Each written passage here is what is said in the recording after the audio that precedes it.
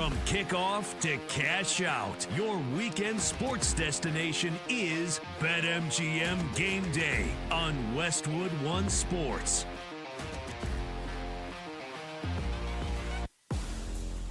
And it is a great day to be alive on Westwood One Sports. Chris Mack with you. Kate Constable off this week, so I am flying solo with you. I shouldn't say solo. I got each and every one of you with me here on Westwood One Sports, inside the Westwood One Sports app, live coast to coast, and all across North America on Sirius XM Channel 375.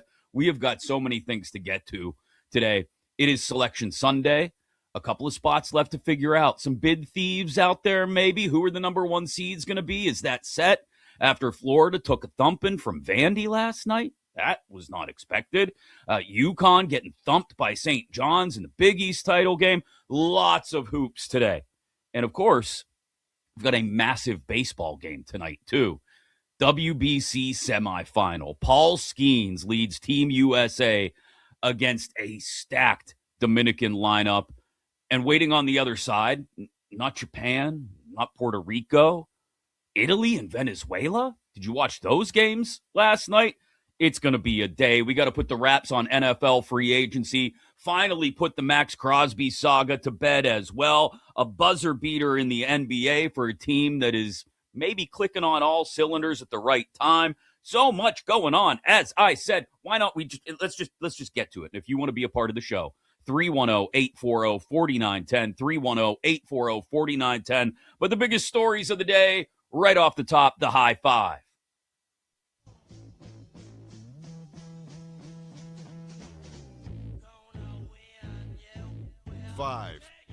Spencer Jones on him. Here's the double. Doncic on the drive. Step back. Puts it up. Puts it in with 5/10 of a second remaining. Mike Breen on the call on ESPN yesterday as Luka Doncic hits a buzzer beater to beat the Nuggets at home. All of a sudden, a couple weeks removed from what's going on with the Lakers. Are they just sort of going through the motions? All of a sudden, the Lakers can see the playoffs on the horizon. All of a sudden, Luka's Lakers are ready to go. Notice I didn't say LeBron's Lakers. Luka's Lakers are ready to go. A 5-game winning streak capped off by that Luka buzzer beater last night. And not only was it Luka hitting the buzzer beater at home to beat the Nuggets in a massive game, it's a possible playoff preview. And that was the story of the week in the NBA. Possible playoff previews and great games in all of them. It's going to continue this afternoon. You had Luka beating the Nuggets last night in a possible first-round preview. If the playoffs started today, it would be a first-round matchup between the third-place Lakers and the sixth-place Nuggets in the Western Conference. Later today, we'll get a possible second-round preview between the T-Wolves and the Thunder. And, oh, by the way, speaking of those Thunder, they gave us an NBA Finals preview earlier in the week when Shai Gilgeous-Alexander broke Wilt Chamberlain's streak of 20-point games in a win, massive win over the Celtics, granted without Jason Tatum. And I wonder, as we come down the stretch now of the NBA season, we've talked about possible NBA Finals matchups. I think we ranked some of our favorite possible NBA Finals matchups a week ago here on BetMGM Game Day. I wonder, with all the thoughts about which team would match up well against this team in the back and the forth, if we got a glimpse the other night of the NBA Finals matchup that maybe we don't want, but that we need in that Thunder-Celtics game. A lot of great matchups, and we'll talk NBA throughout the day as well. Next. 4. He's barreling in towards Austin Matthews. We talk about trying to play defense moving forward. Radko Gudas does it a lot. But he leads with his knee, and he goes right knee on knee with Matthews as he goes around him. But he was in some serious distress on the ice, going off the ice, and even down in the tunnel. He wasn't putting virtually any weight on his left leg. Thanks to TSN for the sound there. If you missed it, Thursday night, I know this is a couple days ago, but for hockey fans, it still needs to be talked about. And look, even if you're not a hockey fan, you maybe got pulled in by the Olympics last month, right? And now you're looking for a reason to watch hockey down the stretch. Sidney Crosby's hurt. Maybe he comes back soon. You've got two great teams in the same division, probably playing each other in the second round, the two best teams in the league in Colorado and Dallas. Thank you very much to the NHL for their ridiculous playoff format. But the biggest story right now is the league continuing to let a player like Radko Gudas get away with what he did to Austin Matthews. A dirty knee-on-knee hit. Everyone has called it that. The Maple Leafs have been very strong in their criticism of it. And Austin Matthews out for, who knows, maybe the next 9 or 10 months. Maybe he's back. Maybe he's back by the end of the year, right? So right around New Year's, which means he's done for the season. Now, the Maple Leafs were done for the season anyway. They're more lottery than playoff team this year, which is a big failing on Matthews' part. So maybe you wouldn't have been watching for Austin Matthews when the playoffs come around anyway.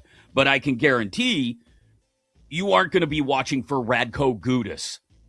Radko Gudas now 4 times has injured players with suspendable hits, including that one for which he got just 5 games, despite being a repeat offender. Radko Gudas did it to Sidney Crosby at the Olympics. There was really no punishment there. And the league has no purview over that. But they have purview over Radko Gudas taking out one of the most talented players in the game, the captain of that American team at the Olympics, Austin Matthews. And what do? They give Radko Gudas a little tap on the wrist. 5 games. Are you kidding me? This is why the NHL still fights an uphill battle amongst mainstream sports fans. Because a superstar gets taken out by a cheap hit, and the offender, who has a history of cheap hits, gets 5 games? Ridiculous. Next. 3.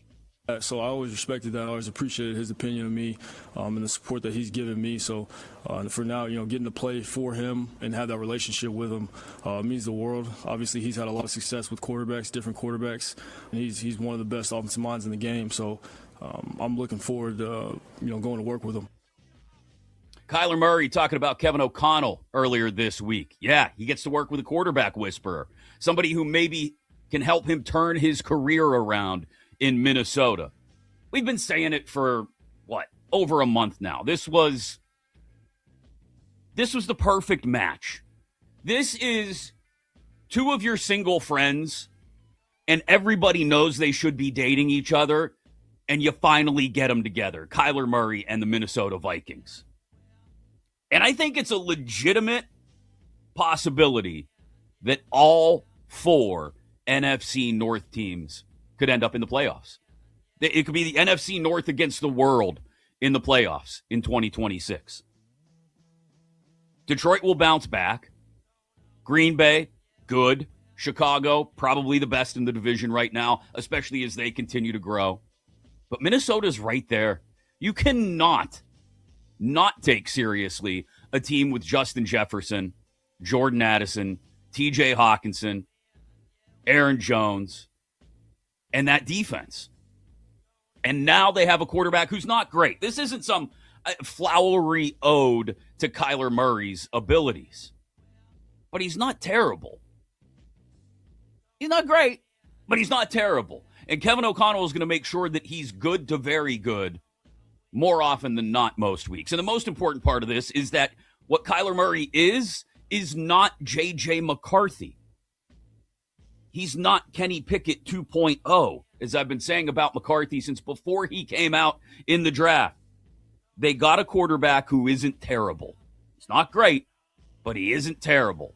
And with all that talent around him, that might be all the Vikings need to win 9 games, get into the playoffs as a wild card, and the whole damn division goes with them. Next. 2. Evans fires. In and out. Oh, look at the offensive rebound. Boozer with the follow. Kane Boozer. ESPN, thanks to them for that. Dickie V, baby, it's awesome. Caden Boozer with the putback to give Duke a lead.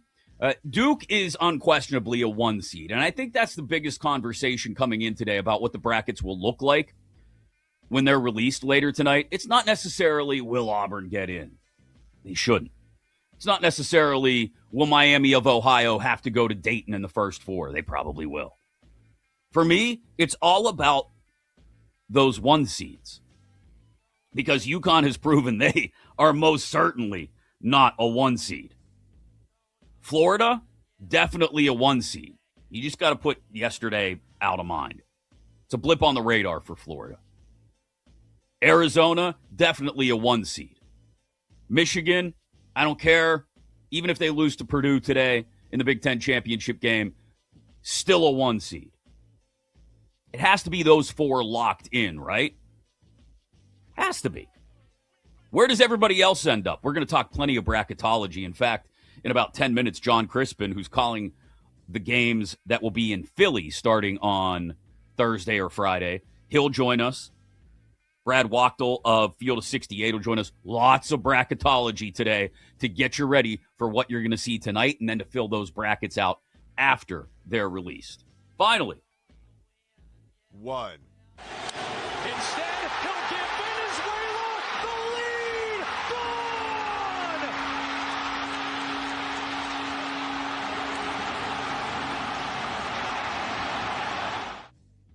Wilyer Abreu giving Venezuela the lead on Fox last night. They win. Unbelievable. You get Venezuela and Italy beating Japan and Puerto Rico, respectively. They will now meet in the semifinals tomorrow night of the World Baseball Classic. And you don't have to be a baseball fan to have loved what the WBC has been. Honestly. It's been incredible. A lot of that has had to do with the players taking it seriously, as serious as you can take a preseason tournament, because of each and every one of them having pride in the country that they're playing for. The other semifinal, though, will have as much emotion and energy as quite possibly any WBC game, maybe any single baseball event has had, dare I say, ever. Paul Skeens and Team USA going up against the Dominican Republic tonight on Fox. The Final Four is set in the WBC, and this matchup tonight could go down as the first pillar in that monument that will be built to Paul Skeens someday. Look, we have no idea if Skeens is ever going to get an opportunity to play for a real contender. I'd imagine he doesn't spend his entire career in Pittsburgh unless something serious changes. Unfortunately, if you're a Pirates fan like myself, you know that's the case. So you start to think to yourself, okay, he's the best pitcher in baseball, or maybe one of the 2 best pitchers in baseball. We'll give Tarek Skubal his just due as well. But you start to project out in your head what Skeens' career could be. And unquestionably, it has to involve big moments if he's going to pay off on the greatness in his right arm. This is one of those moments. Paul Skeens, let's be honest, may never get to the playoffs with the Pittsburgh Pirates. May have to wait a few more years before he plays for a contender, whether in Pittsburgh or somewhere else. Whether it's New York or LA or wherever. This, though, is the first pillar in the monument to Paul Skeens that will be built at the end of his career. And I know we're just at the beginning of it. We're still just stepping out of the origin story into watching this man with the golden right arm as the best pitcher in baseball. Why am I already looking ahead? Because someday, 15 years from now, hopefully, 20 years from now, who knows? When you look back on Paul Skeens' career, his potential Hall of Fame career, yeah, I'm saying that already, you're going to say that first big moment in Skeens' career was going up against a loaded Dominican lineup in the semis of the WBC. Tonight's game, it gets no bigger in baseball than tonight's game. This is all the energy and emotion that we got between the U.S. and Canada in Olympic hockey last month, combined with the stakes of a Game 7. It's going to be incredible tonight, and I cannot wait for the U.S. against the Dominican Republic. We will talk to Cody Decker later in the show about his thoughts on the WBC and Skeens building the first pillar in that monument to what should be an incredible career tonight against the Dominicans, who I absolutely love because it could be a bloop base hit to right field in the second inning, and they celebrate like every moment is Game 7 of the World Series. I absolutely love what we're going to get tonight. But coming up next, I told you, plenty of brackets to talk about. Plenty of seed lines to talk about. Oh, there's a lot going on. And we start diving into the madness and what it may look like next weekend. What those brackets will shape up to be when John Crispin of Westwood One and ESPN joins us next, right here on BetMGM Game Day. This is BetMGM Game Day on Westwood One Sports.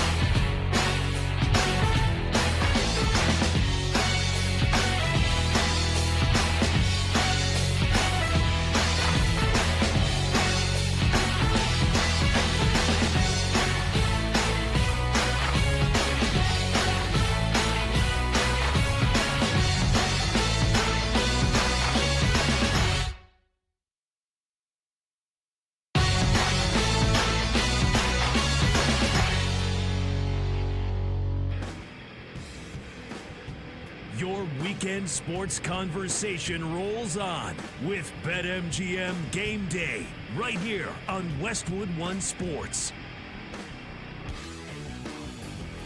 Chris Mack with you on BetMGM Game Day here on Westwood One Sports. So much to get to. I mentioned the WBC tonight, a massive game as Team USA faces the Dominican. We got to put the bow on NFL free agency, although there are still a couple names out there who could end up in new places and affect their team's futures. We'll get into all of that. We'll put to rest the Max Crosby saga from both the Baltimore and Vegas sides. Jeremy Kahn and Q Myers from Baltimore and Vegas, respectively, will join us later in the show. But the brackets come out tonight. Who are the ones going to be? Who are those bubble teams that are going to have their dreams burst? And how do you fill these things out as soon as they come out tonight? Who better to talk to? And we'll get John Crispin on the phone in just a second than somebody who's been there, who's been in the tournament, who's been a part of one of those teams that was a surprise Sweet 16 run. This segment sponsored by Progressive Commercial Insurance, protecting small businesses with affordable coverage options. Get a quote today at progressivecommercial.com. I still remember it like it was yesterday, even though it was 25 years ago. I was a junior at Penn State, and I was in a house with my three roommates, all of us probably skipping some sort of class to watch Penn State in the NCAA tournament. Penn State in the last 70 years has been to one Sweet 16. They won't be going this year. But the next best thing, the man who was a part of that Sweet 16 team alongside his brother Joe, John Crispin, joins us. He'll be calling some of the games in Philly on the first weekend of the NCAA tournament right here on Westwood One alongside Scott Graham. Morning, John. Thanks for making the time, my man. How are you? Oh my gosh, I love living in the past. You know, when we actually accomplish something, because now all I do is talk about things, and rarely am I actually right in the end. We just share opinions, and so to be able to live in the past a little bit, I'm absolutely digging it. That was a really special time, and it's kind of, there's some pride in what we achieved, but there's also some sadness in the sense that we're still relevant. You know, because they haven't been back since. So I think there's a part of Joe and I in particular, like, I think we're ready for that time for Penn State to be good again, because it was a fun run. Oh. And I know it's great hearing your story that you got to enjoy it too, because that was special time. No, those springs when you and your brother were on the same team leading Penn State. You know, as a kid who grew up in Pittsburgh and got to see Pitt basketball compete all the time in those years, it was great to be up there in school at Penn State as you guys were a part of the Nittany Lions, like you said, making one of the few runs, and we hope it gets back to that eventually for Penn State. But let's pivot, John, to the teams that are in it. And let's start with the teams that we know are in it, the teams that will probably be the one seeds going into this tournament. I mentioned it a couple minutes ago. I know it was a bad loss for Florida. I guess not a bad loss, a tough loss for Florida yesterday to Vanderbilt. I still don't see them falling off the one line. I think it's still Duke, Michigan, regardless of what happens against Purdue today, Arizona and Florida as the one seeds, because UConn has left something to be desired, certainly as a two. And I just don't see it. Those four are the clear-cut ones for me right now. I would agree. And as much as I agree, and I'd also say it almost doesn't matter. You know, the NCAA tournament comes down to simple things. We say matchups, but the reality is who's the better team on that given night.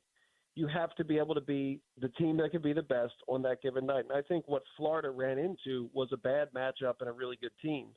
It's a team in Vanderbilt that kind of fell off a little bit with some tough losses, but they're fast, they're aggressive, and particularly in the NCAA tournament, the aggressor usually wins. Now, Florida has adjusted throughout the course of the season. I think people saw them fall off a little bit as if they weren't that good. They had to adjust from having a guard-dominated lineup with good bigs to being a big-dominated team with decent guards. And the fact that they've gotten themselves back to the conversation of being on the one line, I think Todd Golden's just done a really good job there. But there are probably 10 to 14 teams that wouldn't shock me if they're in the Final Four. Obviously, there are Cinderellas from year to year that get in there. No one would have predicted that. And just because you slid them in on your bracket doesn't mean you actually thought that was going to happen. You were just being cute trying to get a couple extra points in your bracket. Like, no one really knows these things. And I think it's one of those things where it's fun for us with the NCAA tournament. It's also torture because we're supposed to know something, and in the end, we're just proving that we don't. Yeah, and it's, it's funny. You mentioned picking the upsets just so that you have a certain allotment of upsets in the first couple of rounds when you're filling out your brackets.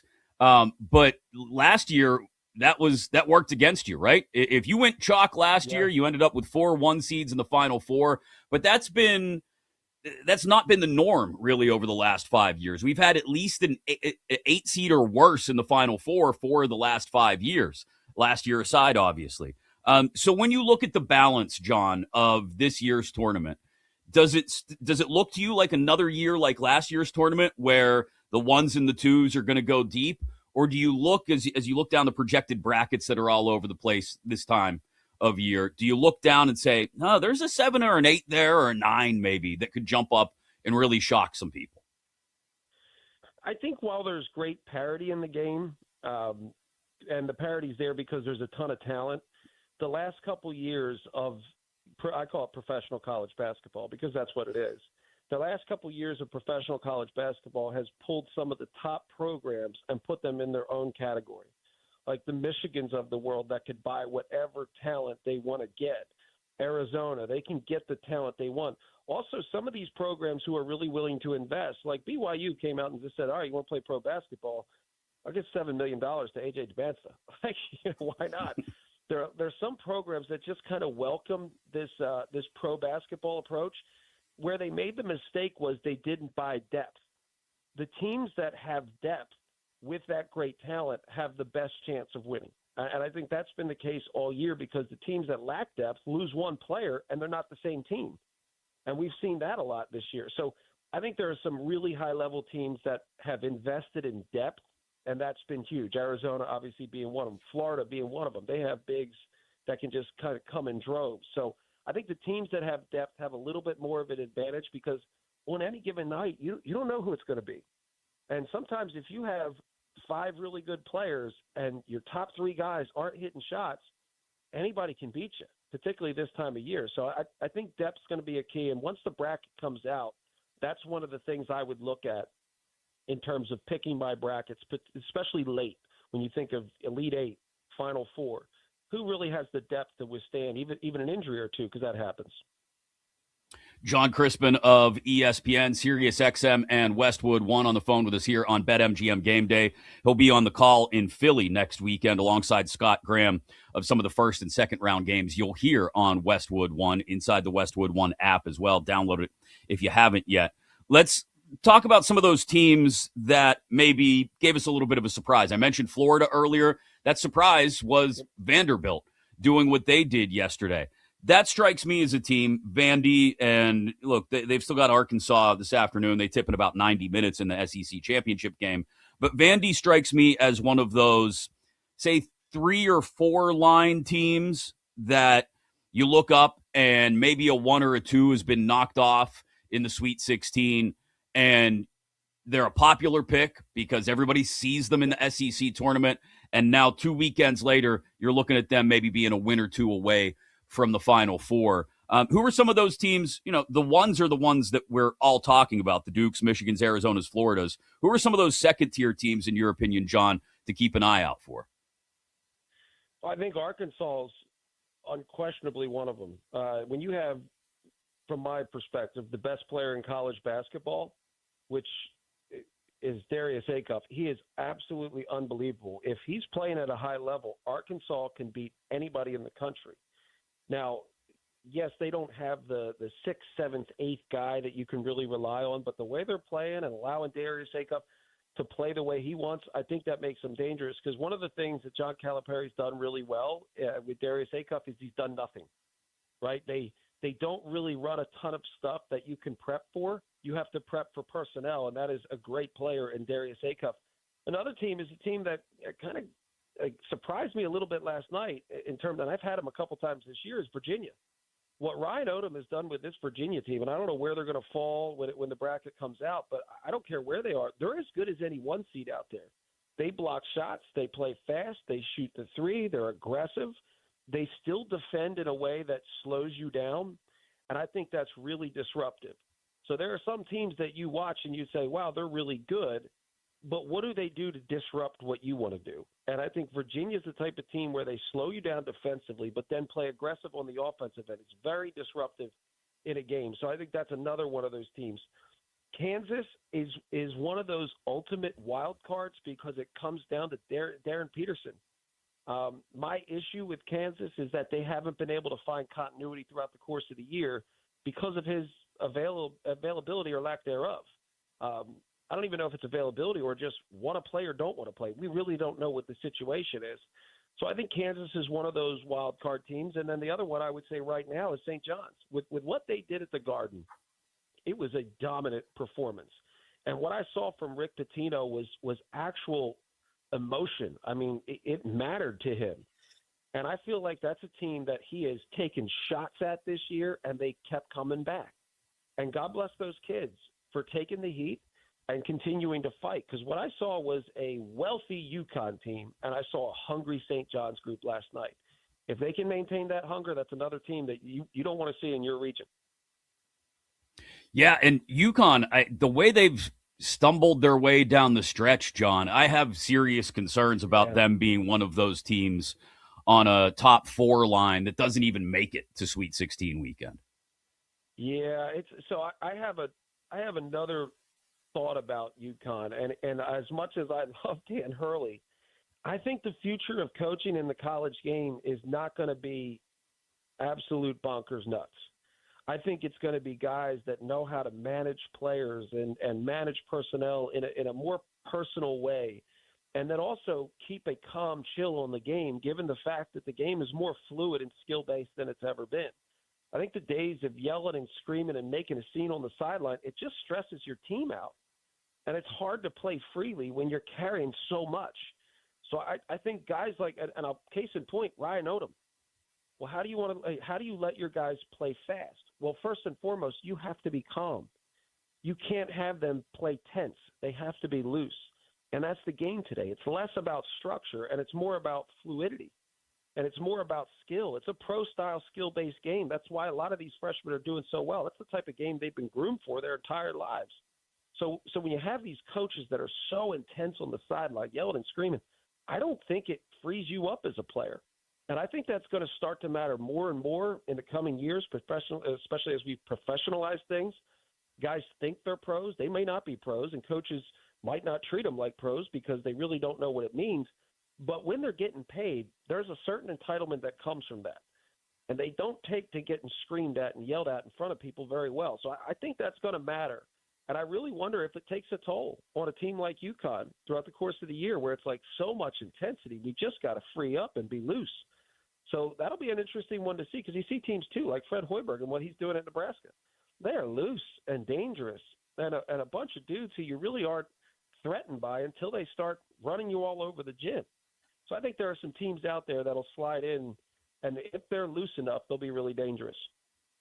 I didn't see Jerry Dunn screaming at you guys all the time back in the day. He kept it cool. He was pretty cool, but I also played at a time where, if you missed a shot, you could come out, right? Like that was a different. Now, luckily, like when we went to Kentucky and beat Kentucky, and Joe and I had epic games. Luckily, we just made the shots, right? But there are times where we took a lot of the shots that are popular shots today that you'd get taken out for. So he didn't have to yell and scream to have that kind of impact, but that was never really his MO or personality anyway. John Crispin with us here on BetMGM Game Day. He'll be calling some of the games in Philly this coming weekend alongside Scott Graham right here on Westwood 1 as we get ready for the bracket reveal later tonight and the NCAA tournament. What's your reaction to seeing a team like Miami of Ohio go nearly undefeated the way they did? Undefeated in the regular season and then finally losing in the MAC tournament. I still feel that there should be, I know the schedule isn't what it was for some of these teams in the power conferences, John, but I look at a team go on a run like that, even if a lot of the games were close, and I say, that team deserves to be in the 64. I know for TV's sake, they probably end up in Dayton to get people to tune in on Tuesday or Wednesday night, but that team deserves to be a solid 9 or 10 seed rather than having to go off to Dayton as an 11. It's funny. Ultimately, I agree with you, right? In the end, I agree with you. But somewhere in there, I also agree to some degree that their wins aren't that good, and that's just that's truth. But in the end, I come back to, did you win, and how hard is it to win? Like, every coach talks about how hard it is to win on the road, and they'll say, oh, I don't care the opponent. I know they're struggling, but still to go in on the road, it's so you're going to say that, and in the same breath, you're not going to credit Miami of Ohio for the fact that all they did was win this year. I mean, people know in this game how difficult it is to bring it every single day and find a way to break through and win, especially when games are tight. It gets even harder when games are tight. And what I would like to give them credit for is you are going into a conference tournament where you survived a season and you maintain this whole narrative throughout the season where we won every single game. And you go into a conference tournament of familiar opponents who know you very well, who have scouted you better than anybody else. If you just eliminate the tournament, they're in the field. So I just think we have to give credit for the regular season that they put forth. I know that they didn't play a tough schedule. Part of me wants to say, so what? And I just hope that something like this doesn't lead to a conversation about how we need to expand the field, because in reality, the reason we're expanding the field is to get more Power 5 teams. It's the same reason why we came up with the net. The net wasn't established for mid-majors. The net was established to get more Power 5 conference teams in, because since the net, we've seen 14, 11 teams, like throw everybody from the SEC in last year, 10, 11, 12 from the Big Ten. As much as I love seeing the best conferences and the best teams from the best conferences playing, part of the joy and the excitement of the NCAA tournament is giving a lot of these little guys who really deserve a shot, giving them the chance that they want. If they lose, so be it. The story has continued. So I am with you. I would love to see them in the field, probably not in Dayton, although I was there in Dayton when FDU went on a run. So maybe you'd go there, you find rhythm, you get hot. It's a new season. It's outside of your conference. So maybe it's not a bad thing. Either way, you know what they have to do? Whatever game they get, go win. Win, exactly. John, great stuff, man. Love catching up with you. Can't wait to hear you on the call next weekend in Philly alongside Scott Graham of the first and second rounds of the tournament right here on Westwood 1. Thanks again, man. Thanks, Chris. Appreciate the reminiscence, too. That's great. Absolutely. Once a Nittany Lion, always a Nittany Lion, my friend. We are John Crispin of ESPN, Sirius XM, and again, he'll be on the call next weekend in Philly of the first and second round games there alongside Scott Graham on Westwood 1. All of the NCAA tournament games are on Westwood 1, so you don't have to miss anything. Maybe you got to hop in the car and go somewhere. Download the Westwood 1 app.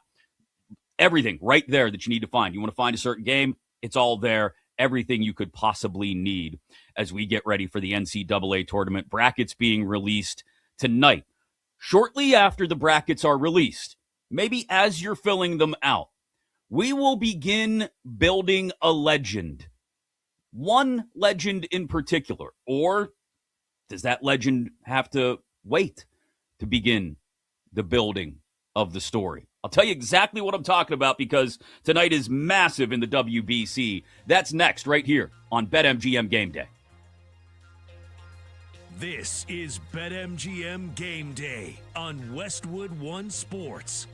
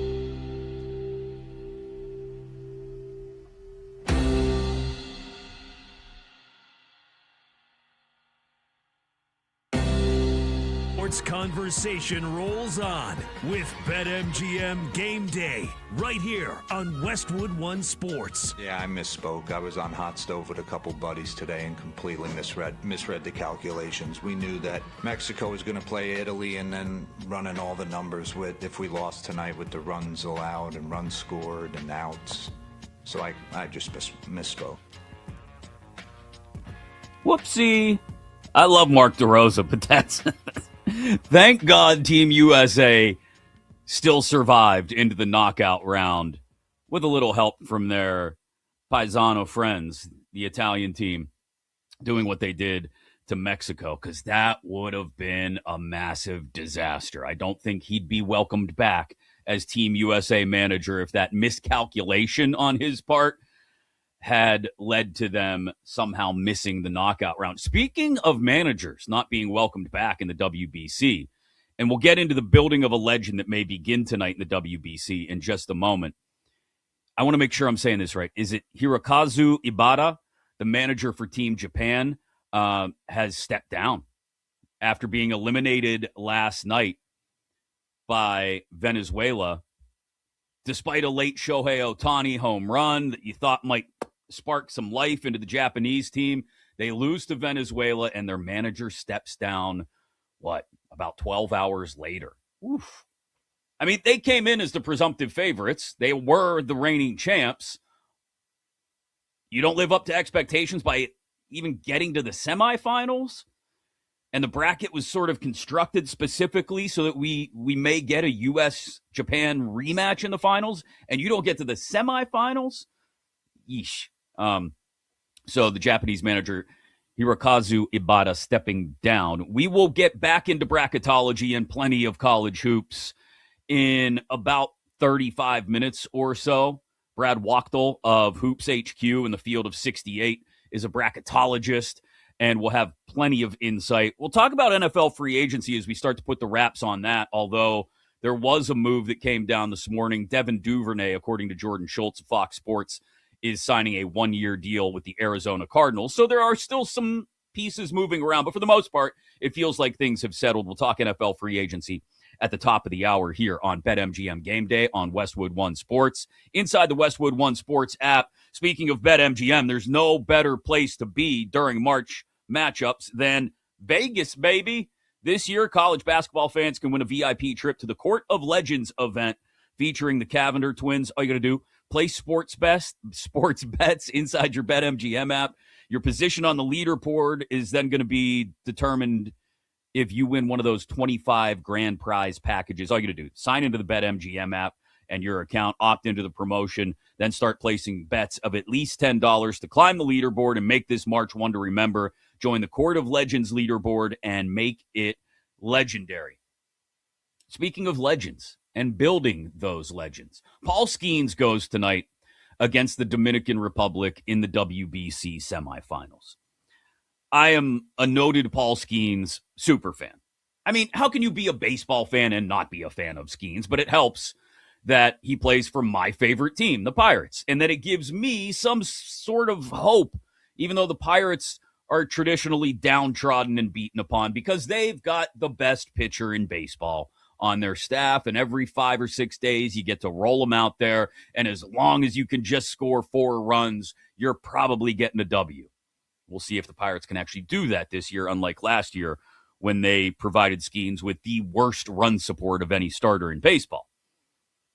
But it's not about the Pirates tonight. It's about Team USA against a Dominican team that is just absolutely stacked. I mean, the Dominican lineup is it's ridiculous. It is the greatest collection of hitting talent ever placed in a non-all-star lineup. Let's just call it what it is. And Skeens is going to get to go out there and work against them and maybe push the U.S. into the WBC final against either Venezuela or Italy. The odd part of this is, when we found out that Skeens was going to be scheduled to start the semifinal if the U.S. got there, this is before the WBC even started, I was kind of disappointed because I wanted to see Skeens against Ohtani like we got Ohtani against Trout when Ohtani was pitching for Japan in the last WBC. I wanted to get that moment. Now, Japan lost, and so we wouldn't have gotten that moment anyway, and certainly not in the finals. This ends up being, I'm gonna say it, a de facto championship game. This is the championship game tonight. No disrespect to Venezuela or Italy. Italy has been a great story. But whoever wins tonight between the U.S. and the Dominican Republic is going to be a heavy, heavy favorite, in my opinion, going into the final.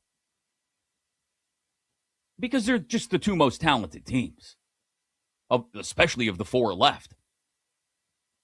And Skeens gets to start building the legend tonight. Now, certainly, it started his first couple years in baseball. Getting to start the All-Star game. Just doing some of the things he's done. Watching him pitch. The results are legendary to begin with. But this is one of those moments for the level where the level of Paul Skeens can jump up a couple rungs. You beat the Dominicans in the semifinals of the WBC. And if he shows some dominance while doing it, and then Team USA goes on to win the championship against either Venezuela or Italy on Monday night, or excuse me, later in the week, you will have the first pillar of the Paul Skeens legend in place. Because we don't know if Paul Skeens will ever get an opportunity to play consequential postseason baseball. If he does, it may not be in Pittsburgh, right? He'll have to go off to New York or LA or anywhere else to be a part of that. Now, again, as a Pirates fan, my hope is that somehow he stays in Pittsburgh, as impossible as that may feel, and the Pirates are once again competitive very soon and in the playoffs. And we get to see Paul Skeens throwing playoff pitches at PNC Park, the most beautiful ballpark in America. But until that happens, this tonight against the Dominican Republic is the first opportunity for Paul Skeens to really start building that legend. In 20, 25 years when we're inducting him into the Hall of Fame, this will be one of those moments that we look back on. If he pitches with some level of dominance tonight against the best top to bottom lineup in baseball, the Dominican team, this will be one of those moments you look back on and go, wow, we knew Skeens was one of the best, if not the best pitcher in baseball. We didn't know he had that in him. Coming up next, as we start to put the wraps on NFL free agency, there have been some teams that have done some things really well. There have been some teams who have done things really poorly. Yes, I'm looking at you, Baltimore. Some of the worst free agency periods. Next, here on BetMGM Game Day.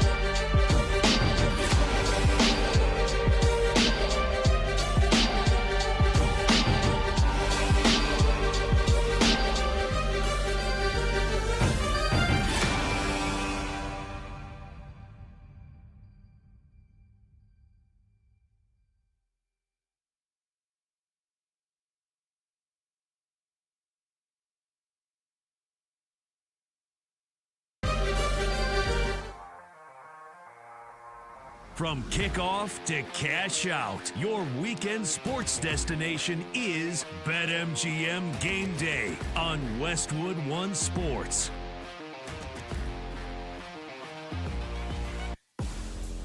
If there's a team that's had a worse offseason so far in the NFL than the Baltimore Ravens, I challenge you to find them and send them to me, because I don't think there is one. We'll get into it in just a moment here on BetMGM Game Day. Chris Mack flying solo today with Kate Constable off, but plenty of guests to help us talk about the NCAA tournament, what the brackets may look like, including Brad Wachtel of Field of 68, bracketologist for Hoops HQ as well. He'll join us in 20 minutes. WBC tonight, Cody Decker will join us at 2 Eastern to talk about what should be just a legendary matchup, Paul Skeens against that Dominican lineup. Ryan Wilson later in the show from CBS Sports to talk about his takeaways from the first week plus of NFL free agency and the offseason. But when I mentioned the Ravens, obviously it feels like it somewhat starts and ends with the disaster that was the Max Crosby deal falling through. This segment sponsored by Progressive Commercial Insurance, protecting your business vehicles 24/7. See if you can save at progressivecommercial.com. And Eric DaCosta was asked about it earlier this week when they were breaking down free agency, talking about the signing of Trey Hendrickson and obviously the canceling of the Max Crosby trade. We were really excited about potentially adding Max to our team. Very, very, I think, disappointing to me. Nobody more disappointed than me. Player I greatly admire. I think one of my favorite players in the entire NFL. I know our fans were upset, devastated. I understand that. Tough situation. But I think for the Ravens, the right situation. My role as GM and Jesse's role as head coach and Sasha's role as president, stewards of the organization. And we have to make tough calls. And this was certainly a tough call to make. I would have thought giving 2 first-round draft picks up for a guy who was still on crutches a week previous would have been the tougher call to make. I don't know. Call me crazy. By the way, we have one of the best production teams anywhere. Credit to Grant, Max, and Zach working behind the scenes. Throw the Eric DaCosta picture back up, guys. This picture of DaCosta at the press conference says everything you need to know about how the Ravens offseason has gone so far. It's amazing. If you're not watching, this is more reason to go to youtube.com/@BetMGM tonight to watch the show. That DaCosta picture is amazing. But this has been a terrible offseason. An unmitigated disaster for the Baltimore Ravens. And if it were just the Max Crosby deal, if it were just that, if it were just Crosby falling through, and they had something else in the pipeline to address all of the holes on their depth chart, you'd feel okay. Now, look, it isn't a knock on Trey Hendrickson either. Trey Hendrickson isn't chopped liver.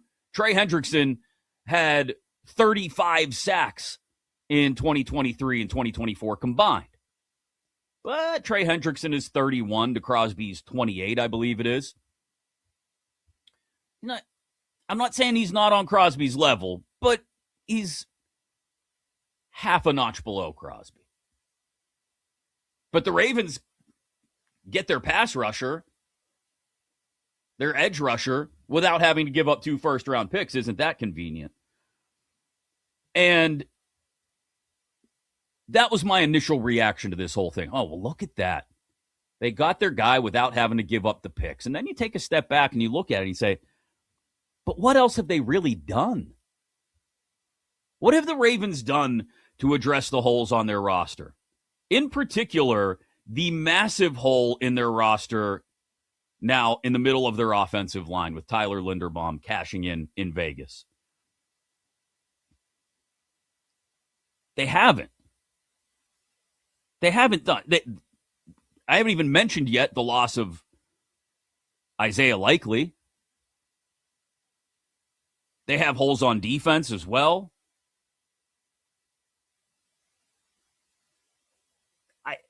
I don't see how Baltimore doesn't take another half step back this year. Now, it's entirely possible that Lamar Jackson could have an MVP caliber year, and Derrick Henry has still got a lot of tread left on the tires, and Jesse Minter walks in there and is just a dynamo, owns the room from the very beginning. I have a hard time seeing that happen. I do, and it's not a knock on Minter either, but he's a rookie head coach, and he's walking into a situation where the most powerful person in the building, not named DaCosta, is Lamar. They've decided to build the whole damn thing out of Lamar. That's it. Lamar is everything in Baltimore now. And I understand Harbaugh had to go. I'm not going to sit here and argue against the idea of choosing Lamar over John Harbaugh. I get that decision. I do.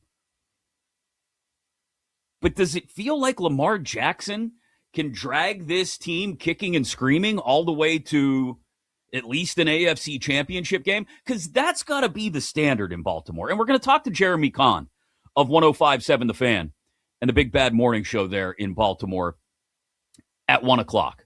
So less than an hour from now. And I know Jeremy is a fan of Lamar and what he provides the Ravens when he's playing well. But I have to ask him if it feels underwhelming, their lack of activity, aside from signing Hendrickson after the Crosby deal fell through. Because as I sit here and look at the Ravens, if I am a Ravens fan and we have Lamar Jackson in his prime, I understand. Everything's about Lamar. But you got to put some pieces around him.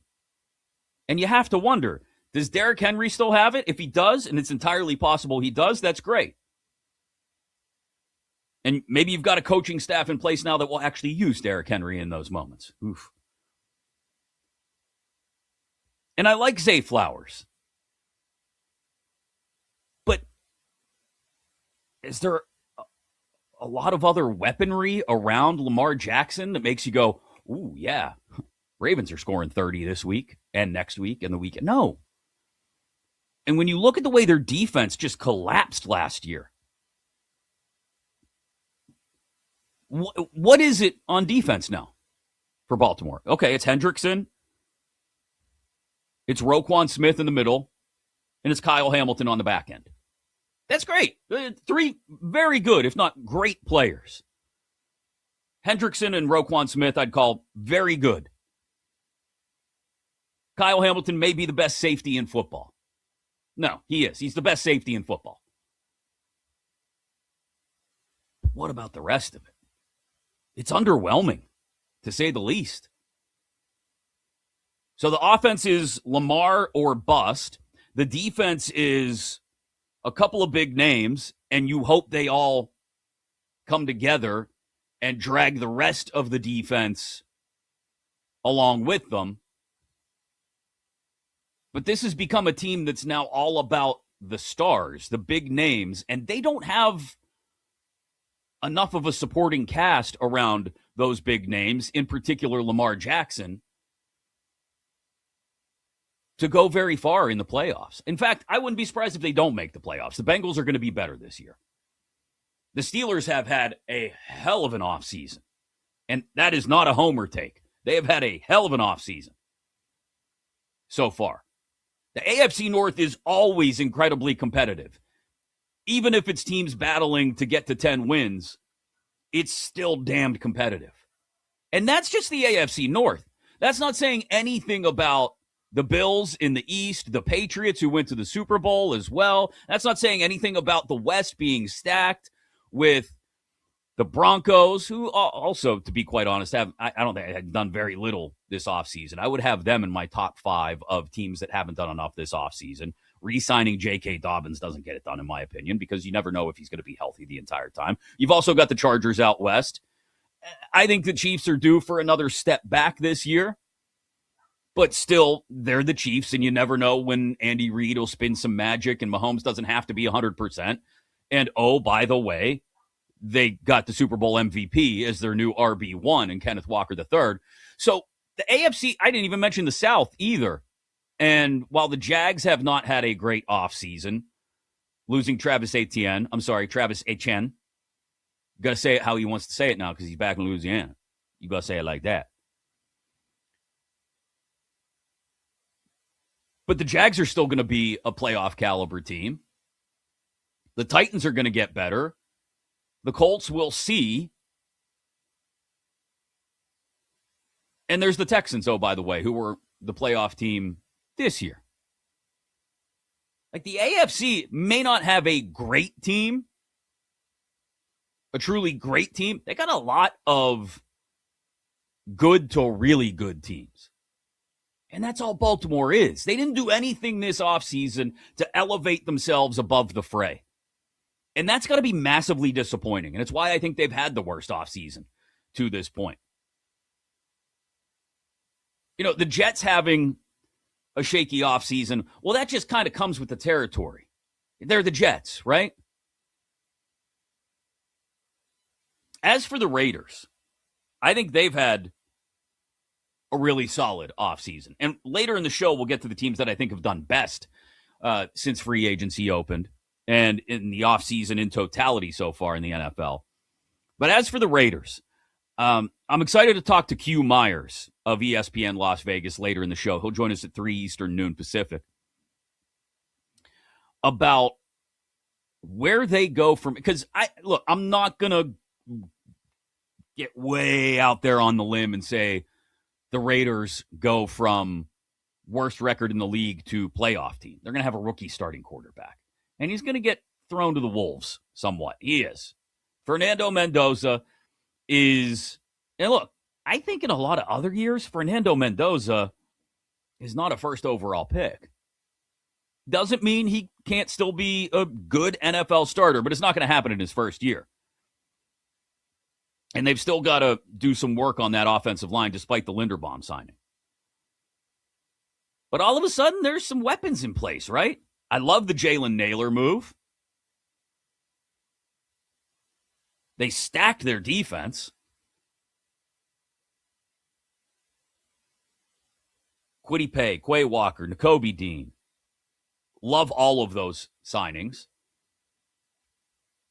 The Raiders could be a sneaky 7-win team this year.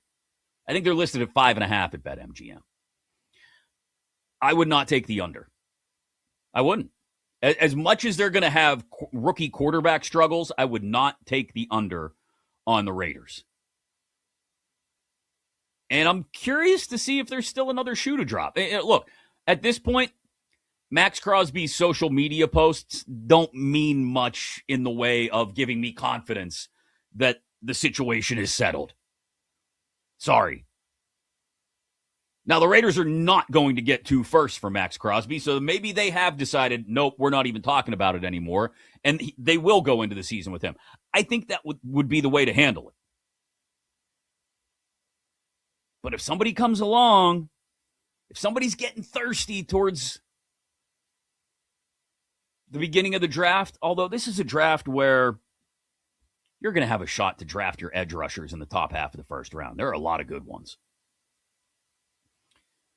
But maybe after the draft, one of those teams that wanted an elite edge rusher doesn't get one, and they're on the horn with Vegas. They're calling John Spytek saying, listen, I'm not going to give you 2 1s like Baltimore was going to do, but I can give you a 1 and this, or a 1 and this and that.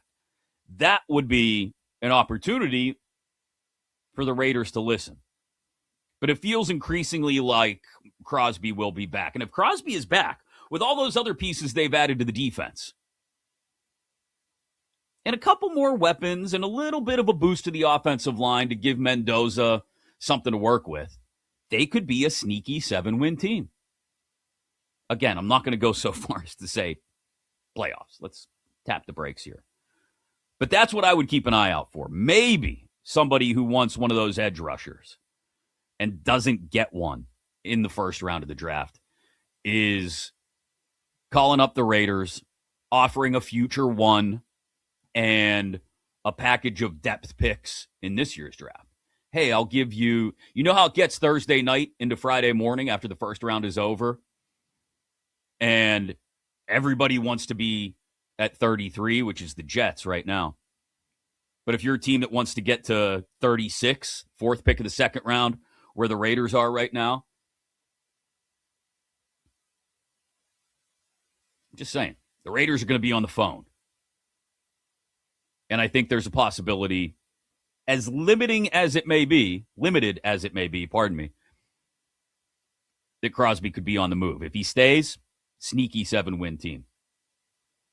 As mentioned, Q Myers of the Las Vegas Sports Network will join us at 3 Eastern, noon Pacific, to break down the Crosby deal from the Vegas point of view. Jeremy Kahn at 1 o'clock to break it down from the Baltimore point of view.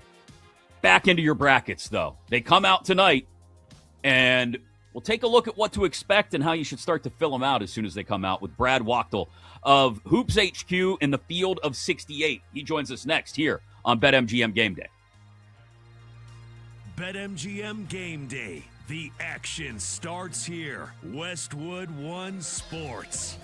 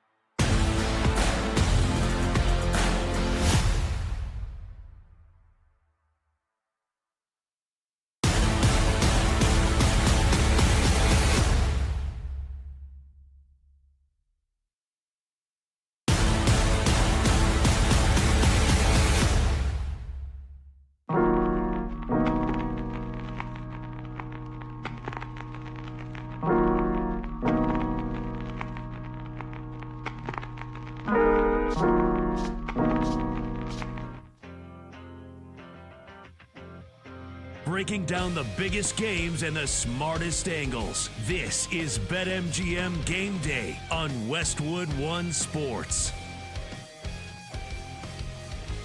Brackets, baby. They're hitting tonight, and we are getting you ready for all of the madness here on BetMGM Game Day. Chris Mack flying solo today, but plenty of guests to stop by and talk about what those brackets may look like, including Brad Wachtel of the Field of 68 and Hoops HQ in just a moment. There's no better place to be during these March matchups than Vegas. And this year, college basketball fans, you can win a VIP trip to the Court of Legends event featuring the Cavender twins. Simply place sports bets, and your position on the leaderboard will determine if you win one of those 25 grand prize packages. Just sign into your BetMGM account, opt into the promotion, then start placing bets of at least $10 to climb the leaderboard and make this March one to remember. Join the Court of Legends leaderboard and make it legendary. Back into the NFL offseason, like I said at the top of the hour with Jeremy Kahn in Baltimore, to maybe tell me why I'm wrong in thinking that the Ravens have had the worst offseason to this point.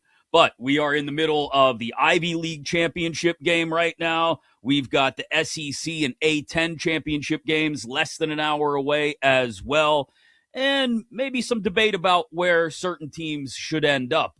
That's why we have an expert bracketologist here to help us break it all down. Brad Wachtel of Hoops HQ and the Field of 68. Happy Selection Sunday to you, Brad. How are you? I'm doing well. Happy Selection Sunday to you, too. This is one of the best days of the year, and I can't wait to see that bracket unfold. We're just a few hours away. Yeah, let's start with what you think will, as you're building out your brackets over the last couple of weeks, what do you think will end up being perhaps one of the bigger surprises to people when they see things revealed tonight? Yeah, I think first of all, there are a few really big questions. Obviously, the number one seeds are very important, and right now Duke, Michigan, and Arizona are locked in without a doubt. I think Florida is going to end up being the final number one seed, but yesterday things got a little hectic with Florida losing to Vanderbilt in the semifinals of the SEC tournament, and I thought Connecticut or Houston, if either of those teams had won their conference tournament, they could have jumped Florida, but unfortunately, both of those teams lost, and UConn got blown out. So Florida remains as a number one seed for me. In terms of other surprises, we're always looking at the last four teams in, who's out. Miami of Ohio is one team that is in question. They went undefeated in the regular season.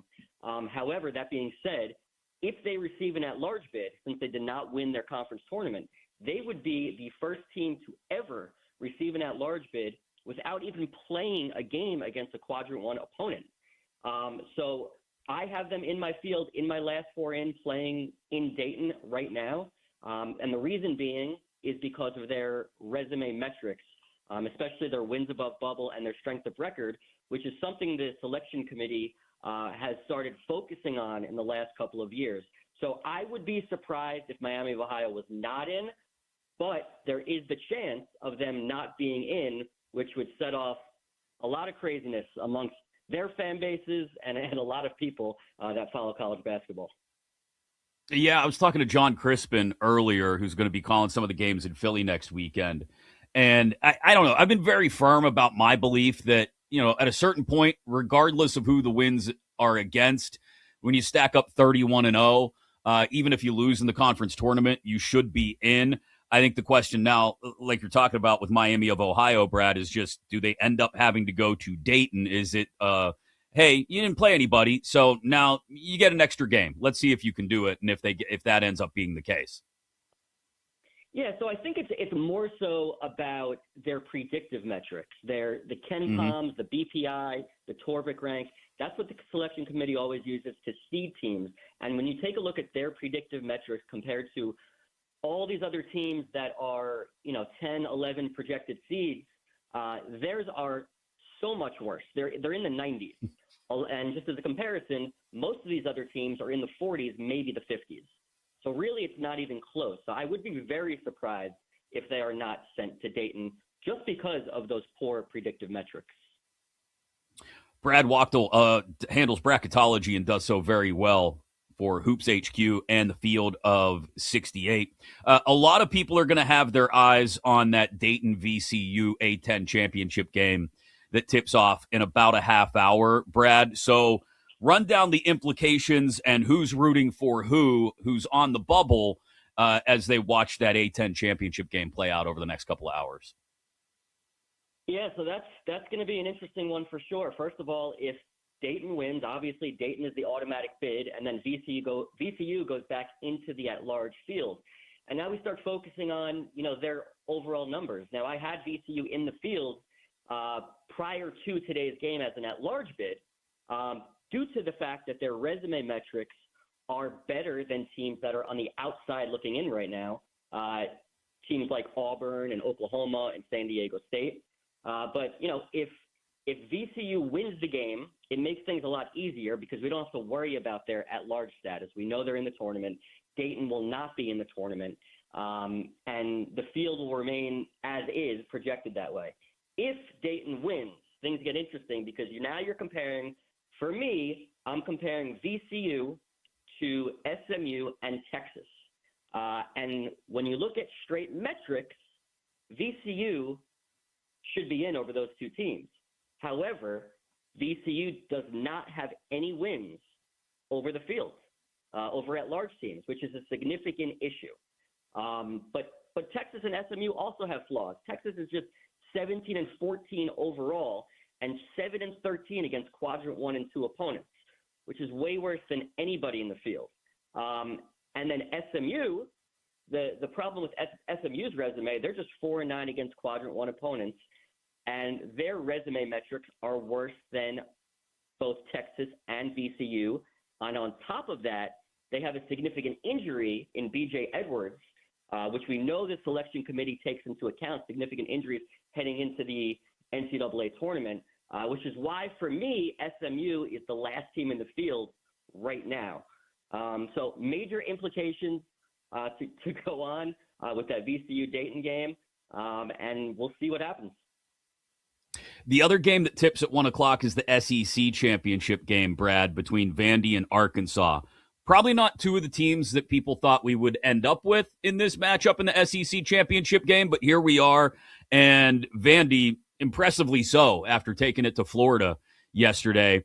Right now at Bracket Matrix, it looks like most folks have Vandy as a 4 and Arkansas as a 5, although there are some outliers who have Arkansas as a 4 as well. What's the impact on each team's seed line placement in today's game, the SEC championship game between Vandy and Arkansas? Yeah, so honestly, I don't think there's going to be that much of an impact. I think Arkansas is going to be a 5 seed regardless of today's outcome, win or lose. Their overall metrics just are not good enough to the teams that they're competing against. The top 16 teams right now are very strong.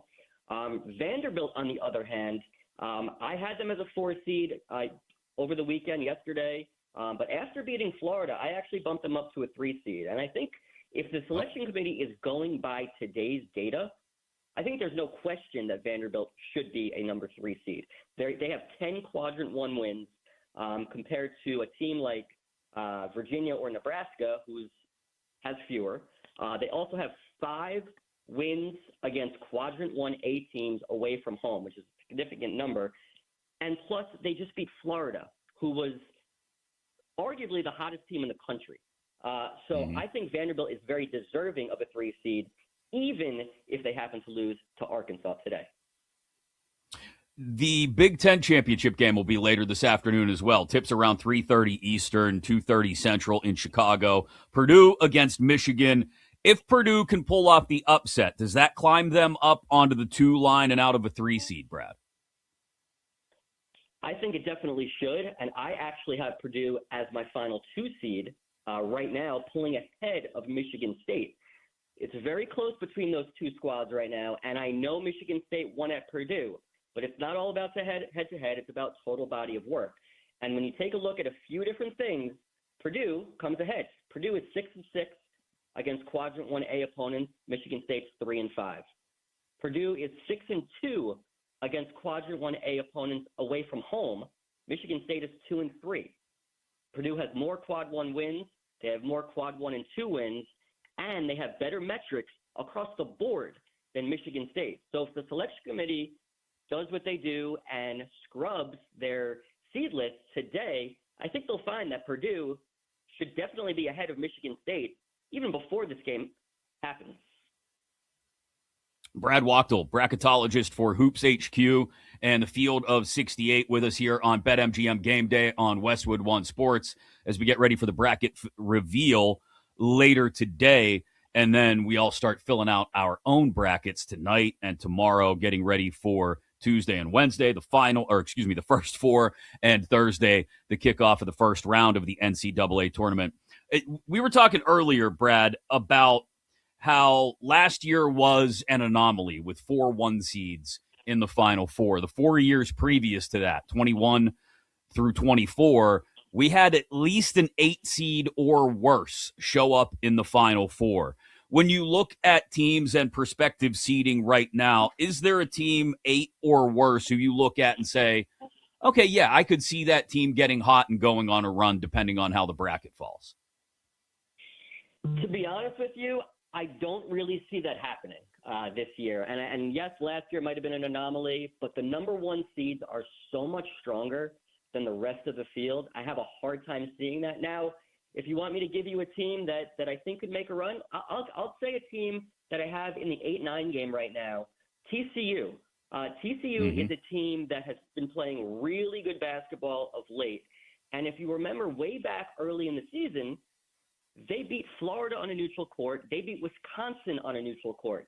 Those two teams have been playing unbelievable basketball. And I know Wisconsin just lost to Michigan yesterday, but those two teams have been playing great basketball of late. So I think TCU has proved that they can beat the best teams. And they ran into a significant lull in the middle of the season, but they've been playing some really good basketball. And if they get the right matchup in the second round, obviously they're probably not going to play Florida in the second round if they get out of that first round game. So if they end up playing, whether it's Duke or Michigan, because they wouldn't be paired up with Arizona, it's going to be a very challenging game. But, I think that's one team that I could see that's done it that maybe can do it again. It's crazy because I swear I'm not saying this just because you just mentioned them. When I was sitting there going through the process that I just described of finding a team who could be 8 seed or higher, 8 seed or worse, I should say, last night, as I sat down and looked at prospective brackets, Brad, I was like, TCU looks to me like one of those teams for many of the reasons you just outlined. But it's great to hear that confirmed by what you're saying, especially the Florida win early in the year, neutral court or not. I still think that's a massive win for TCU. You mentioned the strength, though, of those top seeds and maybe a little less parity when we look at, say, a 1 against an 8 or a 9 in the second round than in some of those years I was describing earlier. If you had to take, let's talk the top 4 lines right now. So the top 16 teams in the tournament. If you had to find one of those teams that could be in trouble, that looks ripe for an early exit, not making the Sweet 16, is there a team or two you look at and say, oh, yeah, they're in trouble headed into this thing? Yeah, I would have to say Nebraska. I think Nebraska is a team that, and we always see it, a team that kind of has never really been a really good seed in the NCAA tournament, kind of comes out of nowhere. And then you see them struggle in the NCAA tournament once they get there. Nebraska has not been playing nearly as good basketball as they had been playing early on in the season. Now, look, they should still be a top 6 team. They're very deserving of it. They have some great wins. They did win at Illinois earlier in the season. But as far as how they've been playing of late, I don't really trust them. I think they should be fine getting out of the first round matchup. But in the second round, when they're facing off against whether it's a 5 seed or a 6 seed, potentially maybe playing at like a St. John's or in Arkansas or a Tennessee or a Carolina, I think they could have some problems in that matchup. And that's one team that I don't have a lot of faith on to go deep in the NCAA tournament. Brad Wachtel, bracketologist for Hoops HQ and the Field of 68 with us here on BetMGM Game Day. Chris Mack with you on Westwood One Sports. You brought up St. John's, so I'm going to ask about them. They look, especially down the stretch and with a dominant win over UConn the way they had last night, they look like they're playing better than a 5 seed right now. How much can they disrupt whatever region they end up in based just on the way they've been playing over the last few weeks? I think they absolutely can. This is another team. Like back in non-conference play, St. John's was heralded as one of the most disappointing teams of the season because they didn't beat anybody. They lost every game that really mattered, and they were not playing up to the standards that everyone thought they would. But now is a different story. And even though the selection committee doesn't necessarily look at how you've played in your last 10 games, St. John's won the Big East regular season. They won the Big East tournament. And while they don't quite have the wins of some of these four seeds right now, I think that they can absolutely match up well with one of these 1 seeds and give them a run for their money, whether that be Duke, Michigan, Arizona, or Florida. So I think if they could continue playing at this level, they just annihilated Duke, at practically Duke's second home court. So if you watch that game and you don't think St. John's has a chance to make a run if they continue to play at that level, then you don't really know college basketball. Brad, great stuff, man. Appreciate the insight. Can't wait to see how the brackets shake out when they're released tonight. And we'll keep an eye on your viewpoints and perspectives as well as we fill out our brackets over the next few days. Thanks again for the time. Appreciate it. Thanks for having me. Absolutely. Brad Wachtel, bracketologist for Hoops HQ and Field of 68. UConn's got to be one of those teams that you look at as ripe for a second round upset loss. I mean, when you look at some of the 7s they may face in the second round, Kentucky, Miami, UCLA, St. Mary's, I could see any of those teams upsetting UConn. UConn is just circling the drain. And look, I wondered aloud about it a couple weeks ago here on the show, and it felt like maybe I was, getting too far out over my skis, too far out on the limb about UConn being a potential early upset, but they haven't done anything to right the ship and find their sea legs going into the tournament. They feel ripe for a second round, maybe a first round. I don't know. Could you see UConn losing to a 15, losing to Siena or Idaho or Furman? Maybe not, but a second round upset, definitely. Watch, they'll end up in the Final Four. Now, top of the hour, we'll get back into the Max Crosby deal that fell apart and the NFL offseason, free agency period in particular. How are they reacting to it in Baltimore? I just said the Ravens, I think, are having the worst offseason of anyone. Jeremy Kahn of 105.7 The Fan in Baltimore will join us at the top of the hour. But coming up next, you have to get rid of these plays and these players, and 5 games is not going to do it. I'll tell you exactly what I'm talking about next on BetMGM Game Day on Westwood One Sports. BetMGM Game Day. The action starts here. Westwood One Sports.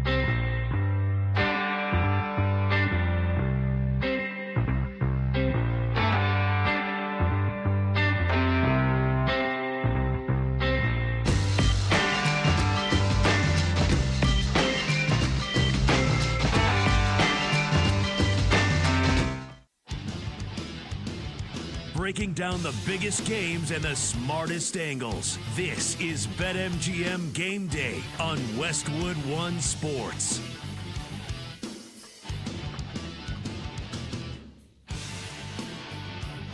Chris Mack with you on BetMGM Game Day on Westwood One Sports.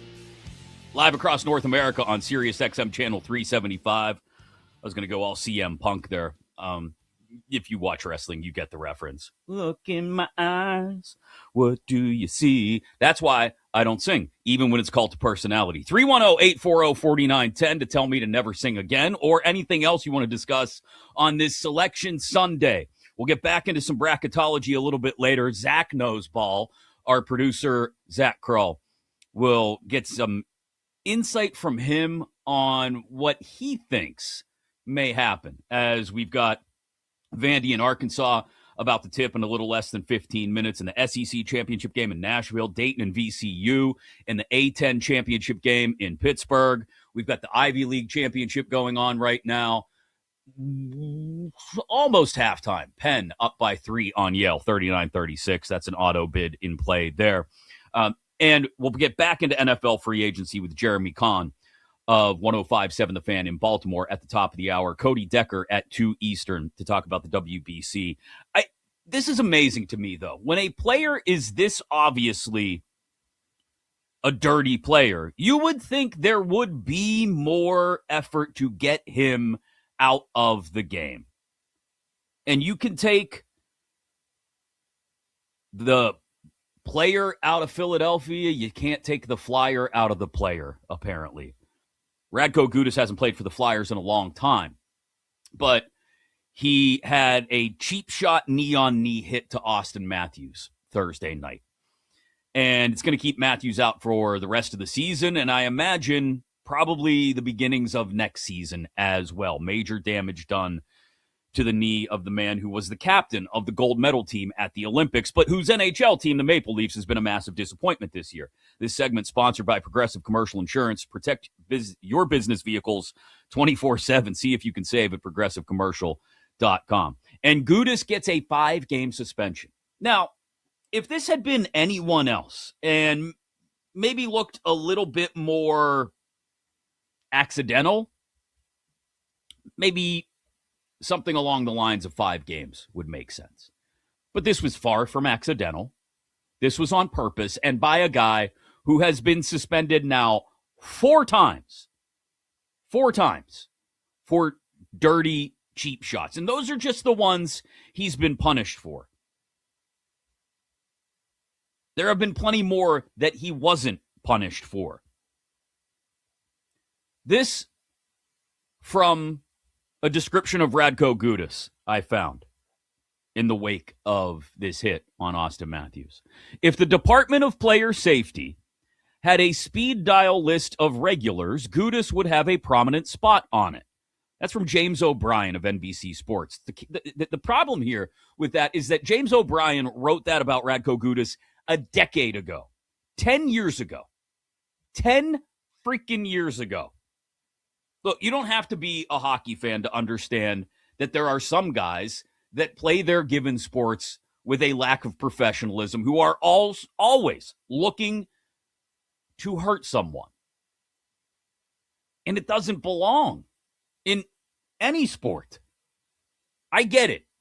In a collision sport like hockey, you want to make the other guys remember you.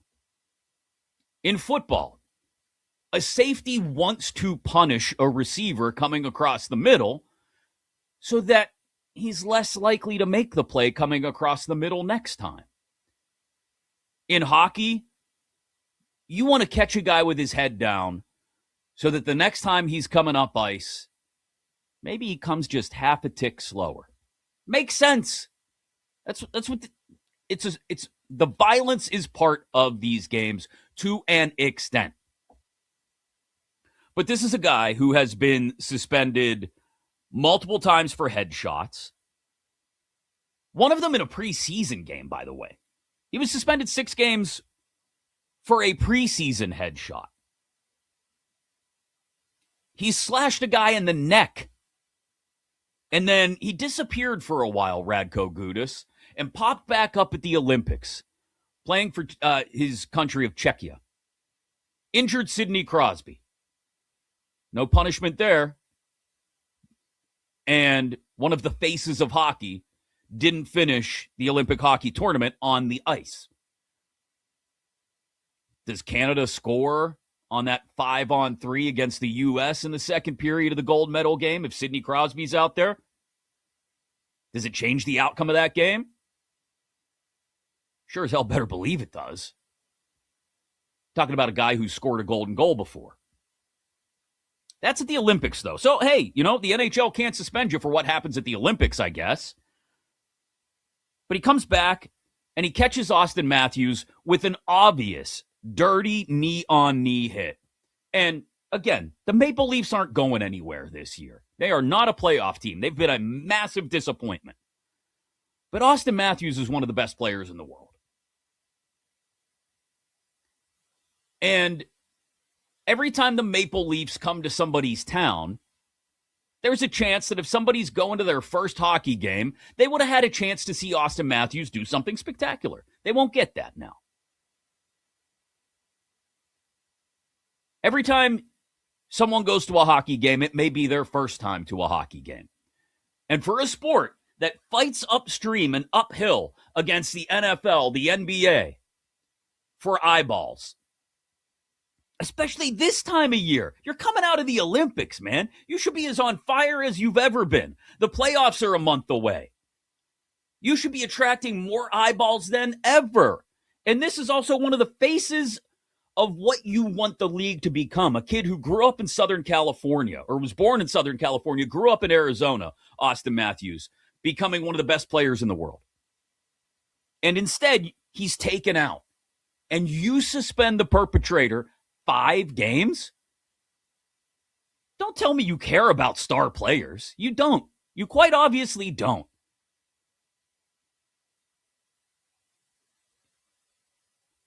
So the NHL, in their infinite stupidity, gives Radko Gudas, a multiple-time previous offender, not just for the hits that he was suspended for, 5 games. For taking Austin Matthews out for the rest of the season.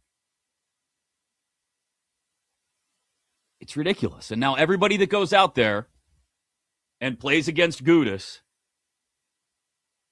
will have to hold their breath. The Ducks are going to be in the playoffs. Well, that's great. That's what we want. We want the star players having their head on a swivel, worrying about whether Radko Gudas is going to catch them with a knee-on-knee or a headshot. That's what the playoffs are all about.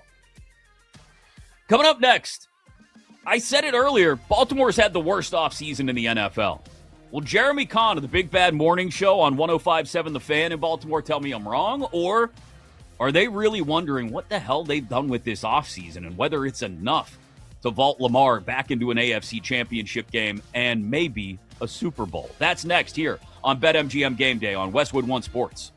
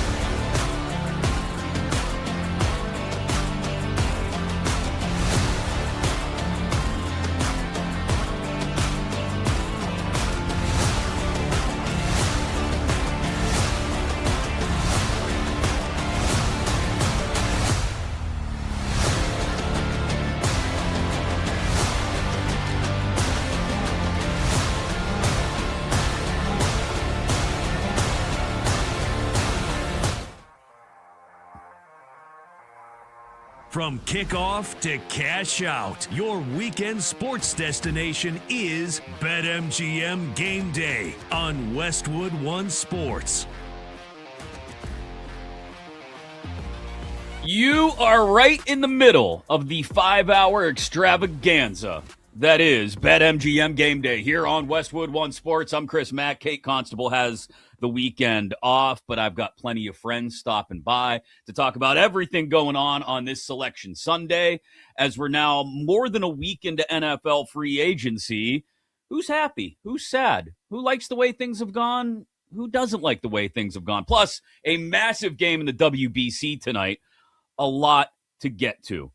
And we'll do it for all of you, wherever you are across North America on SiriusXM Channel 375 inside the Westwood One Sports app. Shout-outs to, I've had multiple people text today and say they were listening on different affiliates. So thanks to the friends at WWL down in New Orleans. I hope I said Travis Etienne's name correctly earlier, and he doesn't have to correct me on it later, as he did at his press conference. Hello to the friends in Buffalo as well at WGR 550. I got a text from someone up there as well saying they're listening. And hello to all of our friends in Baltimore, the Charm City, where Jeremy Kahn joins us from now here on BetMGM Game Day, co-host of the Big Bad Morning Show on 105.7 The Fan in Baltimore. My friend, it's good to see your face. How are you?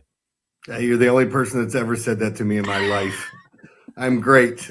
It's good to hear from you, man. Anything happened this week? Anything you want to talk about?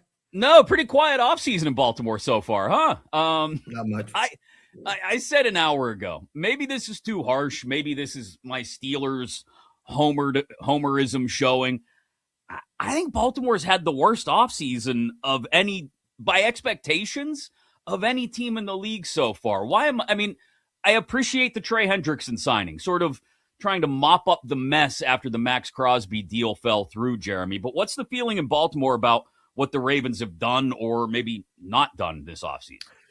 Yeah, they lost a lot of their own free agents, right? They, I think we have the Ravens North. Some of you might call them the Giants, and the Ravens West. Some of you might call them the Chargers. It doesn't matter who it is. They sit here and pick every little piece of free agent that's out there. It is kind of crazy to think about it because, like, honestly, if we're going to get into the Max Crosby stuff, this kind of plays into it. And it's one of the reasons why I'm saying to myself, why do you think they would do this intentionally? They missed out on all their own guys because they thought they had Crosby done. But, I think it's fair to sit here and question the offseason. They did get some big pieces. Trey Hendrickson should definitely help. Minter likes to run the 3 safety set. So, and then Durham Smythe coming in from Chicago, familiar with what Declan Doyle wants to do. Let's make no mistake about it. They definitely have to fix the offensive line on the interior. They signed John Simpson, and he comes along with about 3 or 4 flags a game. So we'll see how that plays out. But they have all their draft picks back now. I don't know if you heard. They got 2 first-round picks back. So, yeah, it's going to be interesting. And I think they're going to have to hit some home runs in this draft as well. But as long as you have number 8 back there at quarterback, I think you feel pretty good about yourself. Yeah, that's the thing that I mentioned earlier. They really have built the whole damn thing out of Lamar, and they go as Lamar goes now. And this is we talked about this right around the time Harbaugh was fired, whether it was on your show in Baltimore or here on Westwood One, I can't remember, but we talked about it. It was time for John Harbaugh to go, and I totally get that. And this isn't to say that if the decision was Lamar or Harbaugh, they should have chosen Harbaugh over Lamar. I just find it interesting that I don't think they've done enough to build out everything else around Lamar. Derrick Henry gets a year older. He may still be a workhorse. He may still be a steamroller, but we'll see. They didn't really do anything to build out the receiver room anymore. And I think that they lose Isaiah Likely. So the questions on offense are there. And then on the defensive side of the ball, yes, you've got Trey Hendrickson. That's awesome. You've still got Roquan in the middle. And you've still got the best safety in football in Kyle Hamilton, in my opinion. But there are other spots where you go, okay, is it just those 3? So my questions about the Ravens and what they, again, haven't done this offseason are more about addressing all those other spots on the roster that aren't Lamar or one of the other big names. Yeah, I mean, I think it's clear to look at, too, like with what you've lost and what you have to replace. When you mentioned the defensive side of the ball, I think there's a belief that Matabike is going to be back on that side of the ball, and that's going to really help. And you pair him alongside Hendrickson, a lot of things there.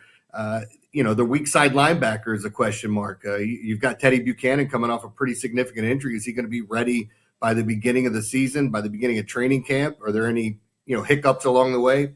And I think when you look at cornerback, you're going to question some things. There was some talk about moving Marlon Humphrey to safety, and if they decide to do that, how would they have to change that up because he's getting paid quite a bit? There was some talk, would they trade him? Would they release him? So I think when you're looking at the corners, they have some pieces that they really like all over the place. But you're right, there are some holes that I think they're going to try to fill. They still have plenty of money in free agency now. And then on top of that, with all the draft picks, I think they can replace them. But, losing a Pat Ricard, I don't know that you're going to replace that fullback in this type of offense that they're running now. I said this the other day. Everybody was talking about Jordan Stout. Oh, we lost our punter. And I'm going, all right, guys, hey, look, can we pump our brakes? And I don't mean that to disrespect punters, but tell me the last time the Ravens have had a bad punter. They haven't the entire time I've been doing radio in Baltimore. And it's kind of crazy to think that they're just very good at finding special teams. So I do think they're going to piece together some stuff, and Eric DeCosta does a great job in drafting, and we see him fill some voids there. But, yeah, I think when you look at this league, what team doesn't have, quote-unquote, warts or issues? True. Jeremy Kahn, part of the Big Bad Morning Show at 105.7 The Fan in Baltimore. If you're ever looking for that Baltimore point of view, it's just a fantastic show. Check it out inside the Odyssey app. Let me go back to the Max Crosby situation. Are you buying what Eric DeCosta and some of his surrogates are selling, that they were really thinking about Crosby and Hendrickson together? I know for a fact that they were. It's not what a lot of people want to hear. And it is kind of crazy to think about, because the more and more I start talking about this and I look around in Baltimore, I'm like, you guys realize we're the only ones that think this. It feels like you're in a cult. Like, hey, what's going on? Did we get told the truth? Somebody lied to us? But yeah, that was the plan, because the restructure of Crosby's deal was going to make, his cap hit $7 million. I think they were hoping to extend Lamar and not restructure him, but they had an idea that they were going to get some money under the cap there. And I think the waiting period was obviously waiting on the medicals and everything else to come back. And as I've stated like so many times, nobody ever gets a second opinion when you hear what you want on the first opinion, right? We're not going, might want to get that PRP injection now. Nope. Hey, we're going to get a second opinion, see what they say. And I think when it comes down to it, this sucks for Max Crosby, who would have been such an amazing fit in Baltimore. The guy's one of the best at run defense, passing, and he just got a motor that won't quit. So he would have fit perfectly here. I know for a fact that Costa wanted him, and this wasn't the old switcheroo, but I don't think anybody's going to believe me. Yeah, no, I don't buy it for a second, as much as I love you. Jeremy Kahn with us here from Baltimore, talking about the fallout of the collapsing Max Crosby deal with the Raiders and the Ravens offseason in general. Let's go back to Lamar, because it is all about Lamar. Can Lamar drag this team? And I'm making it sound like they have nobody else. That's not the case. But Lamar, it is all about Lamar. Can Lamar take this team beyond what is a slew of very good teams in the AFC, Jeremy? No true great teams, I don't think, but a slew of very good teams in the AFC to at least an AFC title game, if not a Super Bowl, because that's still got to be the expectation in Baltimore, right? Yeah, and look, there's no, Harbaugh tried to kind of squash it when everybody said it's Super Bowl or bust, and he said those are people that have never won a championship, and I'm going, yeah, that's not it, but stop trying to save yourself. It is Super Bowl or bust. It doesn't mean you had a bad season if you lose in the AFC Championship, but your fans are not going to be happy because we've already seen that. It's like you want what's expected now, and when you have one of the best rosters in football like they've had the past 3 years, to not even get there kind of sucks. Now, as you're pointing out, they got to put together a bunch of things. But as long as Lamar's on this team, we saw last year, it's get in. When you're watching all these teams and who's playing who, you're going, I'm not scared of anyone. And we weren't even sure how good the Patriots were going to look in the Super Bowl. And oh, by the way, this year there's some guy in Kansas City that's waiting to come out and say, hey, remember me? So it is going to be fun in the AFC. I do think Lamar and this team's talented enough, but we have a lot of questions, which, look, I think we're going to get good answers to, but what is Jesse Minter like as a head coach? What does this Declan Doyle offense look like? And can they stay healthy? People can say what they want. Winning in this league, you got to stay healthy. It's paramount, and that's something this team hasn't done the past couple of years. What is the vibe around how the Minter-Lamar relationship has started and where it can go from here? And you mentioned Declan Doyle, the new OC, who I think is maybe even younger than Lamar, or right around Lamar's age. Just what is the belief in how this thing can come together and how quickly it can gel? Because you've got a team that should contend, but you've got a rookie head coach. Yeah, I'm picking Declan up from school tomorrow, so it's going to be nice. No, look, they do have some younger coaches. There was a lot made, Chris, of the whole, hey, he needs to be in camp, or I want him in camp, and all those things that were said when we were talking about OTAs, which isn't mandatory. There was some of that talk in Baltimore of like, hey, were they out of line?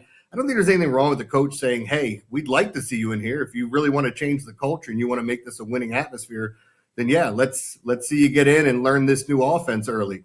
Don't know if Lamar's going to do that. He does kind of march to the beat of his own drum, but I don't think anybody really questions it, except for maybe some of the fans. But when it comes out there and you all of a sudden see this offense working, I don't think people are going to be upset. But all that has to happen still, right? Because everything's new. Like, there were so many people in this town, including myself, that wanted John Harbaugh gone and wanted to see something different. We've got it. Now we got to see it work. I do like the coaches and what they put together, especially getting an Anthony Weaver on the other side that was looking for a head coaching position, but comes in as your DC. What do you think? I guess the expectations, like I said, are high. What do you think they can do to sort of turn around the belief that they've had a failing offseason to this point? Is there still a move they can make? You mentioned the cap space that's still available. Do they take a swing on a Juwan Jennings to add to the receiver room? I'm just throwing a name out there as an example, but what can they still get done? Yeah, I still think there's going to be opportunities. I haven't heard anything specifically of who they might go after or what might be an addition here. We know they want to fix this offensive line. But as far as weapons go, I know they like the kid Walker coming out. He had 4 touches last year and 4 touchdowns, it seemed like. And every time he was on the field, but moving on from D-Hop, you still bring back Zay Flowers, which some people may say he's not a number one, but I think he is. He can do he can run all the different routes, even the jet sweeps and all the things underneath, as well as the deep ball. So they have something there. And Rashad Bateman has a lot to prove. But yeah, I think they still need to add another wide receiver. And I'd like to see it be a vet, not necessarily running through the draft. There are some names out there, but there are some buyer bewares too, like Brandon Ayuk and a handful of others. Like, what are we dealing with if we get this guy? Because they were rumored to be with A.J. Brown as well, and a possible trade there before the Max Crosby stuff happened. Jeremy Kahn of 105.7 The Fan in Baltimore with us here on BetMGM Game Day. Since you talk Ravens, you've got to talk Lamar, and we already have talked Lamar plenty. What's the future? You mentioned a restructuring happened, but we're still waiting to find out what an extension may look like. Is Lamar waiting to see how things go with Jesse Minter this first year before committing? I think that could be. He could also be waiting for another quarterback to sign elsewhere and sign an extension or restructure to see if he gets even more there. I know people are going to fault him for it. Get as much as you can. It's whatever you want to do if you're trying to help the team. The scary thing about this is, yes, they're putting all their eggs in the basket with Lamar. He has a no trade clause. He has a no franchise clause. He basically tells you where he wants to go and when he wants to go. And there's not much you can do about it outside of this. So now their backs are fully against the wall when it comes down to it with Lamar after this season, because there's no way you can go into the season with that cap number. And you want to get the extension done. You want to know he's going to be here, because then it gets everything else set in place. What do you think his reaction is to how everything is played out this offseason? Because that's another part of this equation too. If he doesn't feel like they're doing enough, then okay, I'm Lamar. I'm running this place now essentially anyway, the most powerful guy in the building, not named DaCosta. How difficult can he make things for Baltimore if he wants to continue to sit and wait on that extension? Oh, as much as he wants, man. We're his oyster right now. He can do whatever he wants. And it's crazy because I know they've had conversations, DaCosta and Lamar, they talk all the time. There must be conversations about why this is going on and we didn't get the extension and got the restructure. And I don't think a lot of people are complaining, because it does give them some extra cap space. But I don't know why. Fans question, like, does he not want to be here? And he's never shown us anything to say that he doesn't want to be here. But if that happens, here we are holding that bag and waiting to find our next quarterback. And I don't know that we want to be trotting out Snoop Huntley or the ghost of Aaron Rodgers and Russell Wilson and all those. Sorry, Chris. I know that's what happened in Pittsburgh. But. You had to go down the AFC North rivalry route and take a shot at the Steelers, who've had a great offseason aside from that pesky quarterback question. So is there a vibe around not just the Lamar-Minter relationship, but just how the rest of the building is feeling. Like the photo I saw of Eric DeCosta, we popped it up on the screen earlier, of him during the press conference after the Hendrickson signing, trying to explain the Max Crosby deal falling through, was the look of a man who doesn't feel the most secure in what he's been able to pull off this offseason. So just in general, not Lamar specific, not Jesse Minter specific, but just in general around the Ravens HQ, what is the feeling of how they've handled this offseason?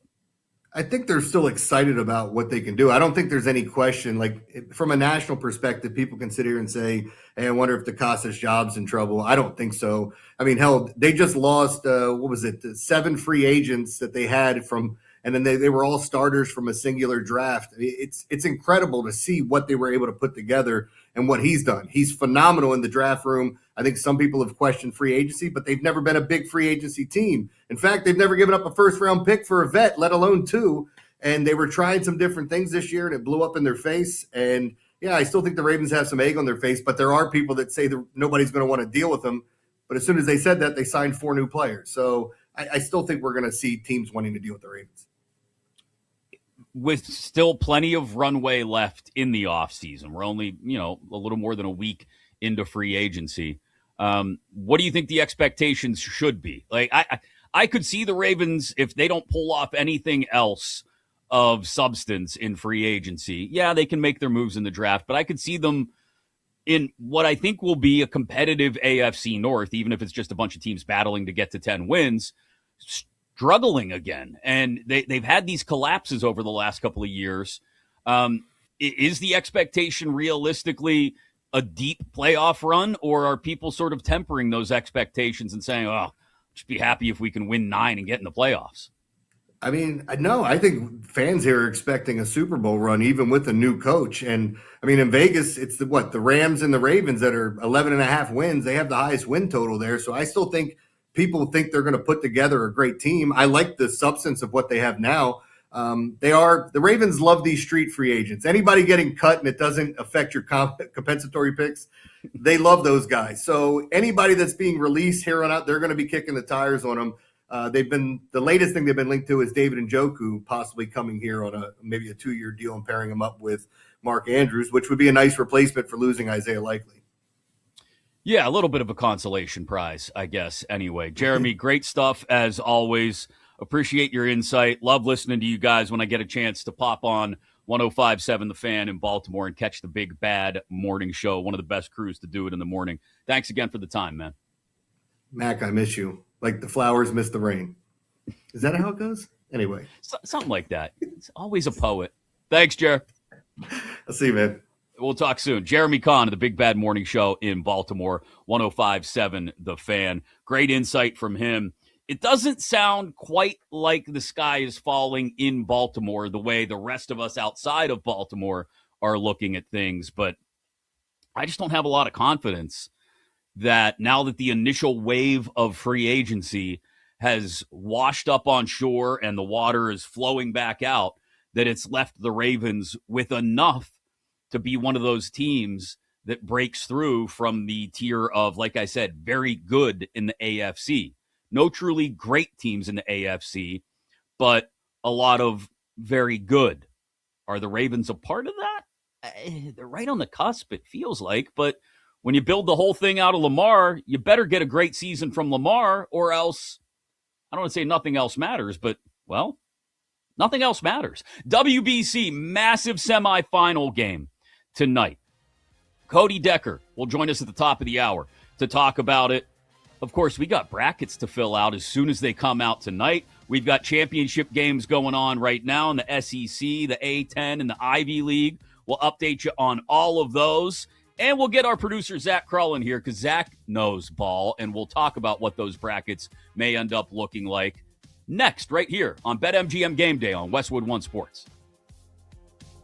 This is BetMGM Game Day, only on Westwood One Sports.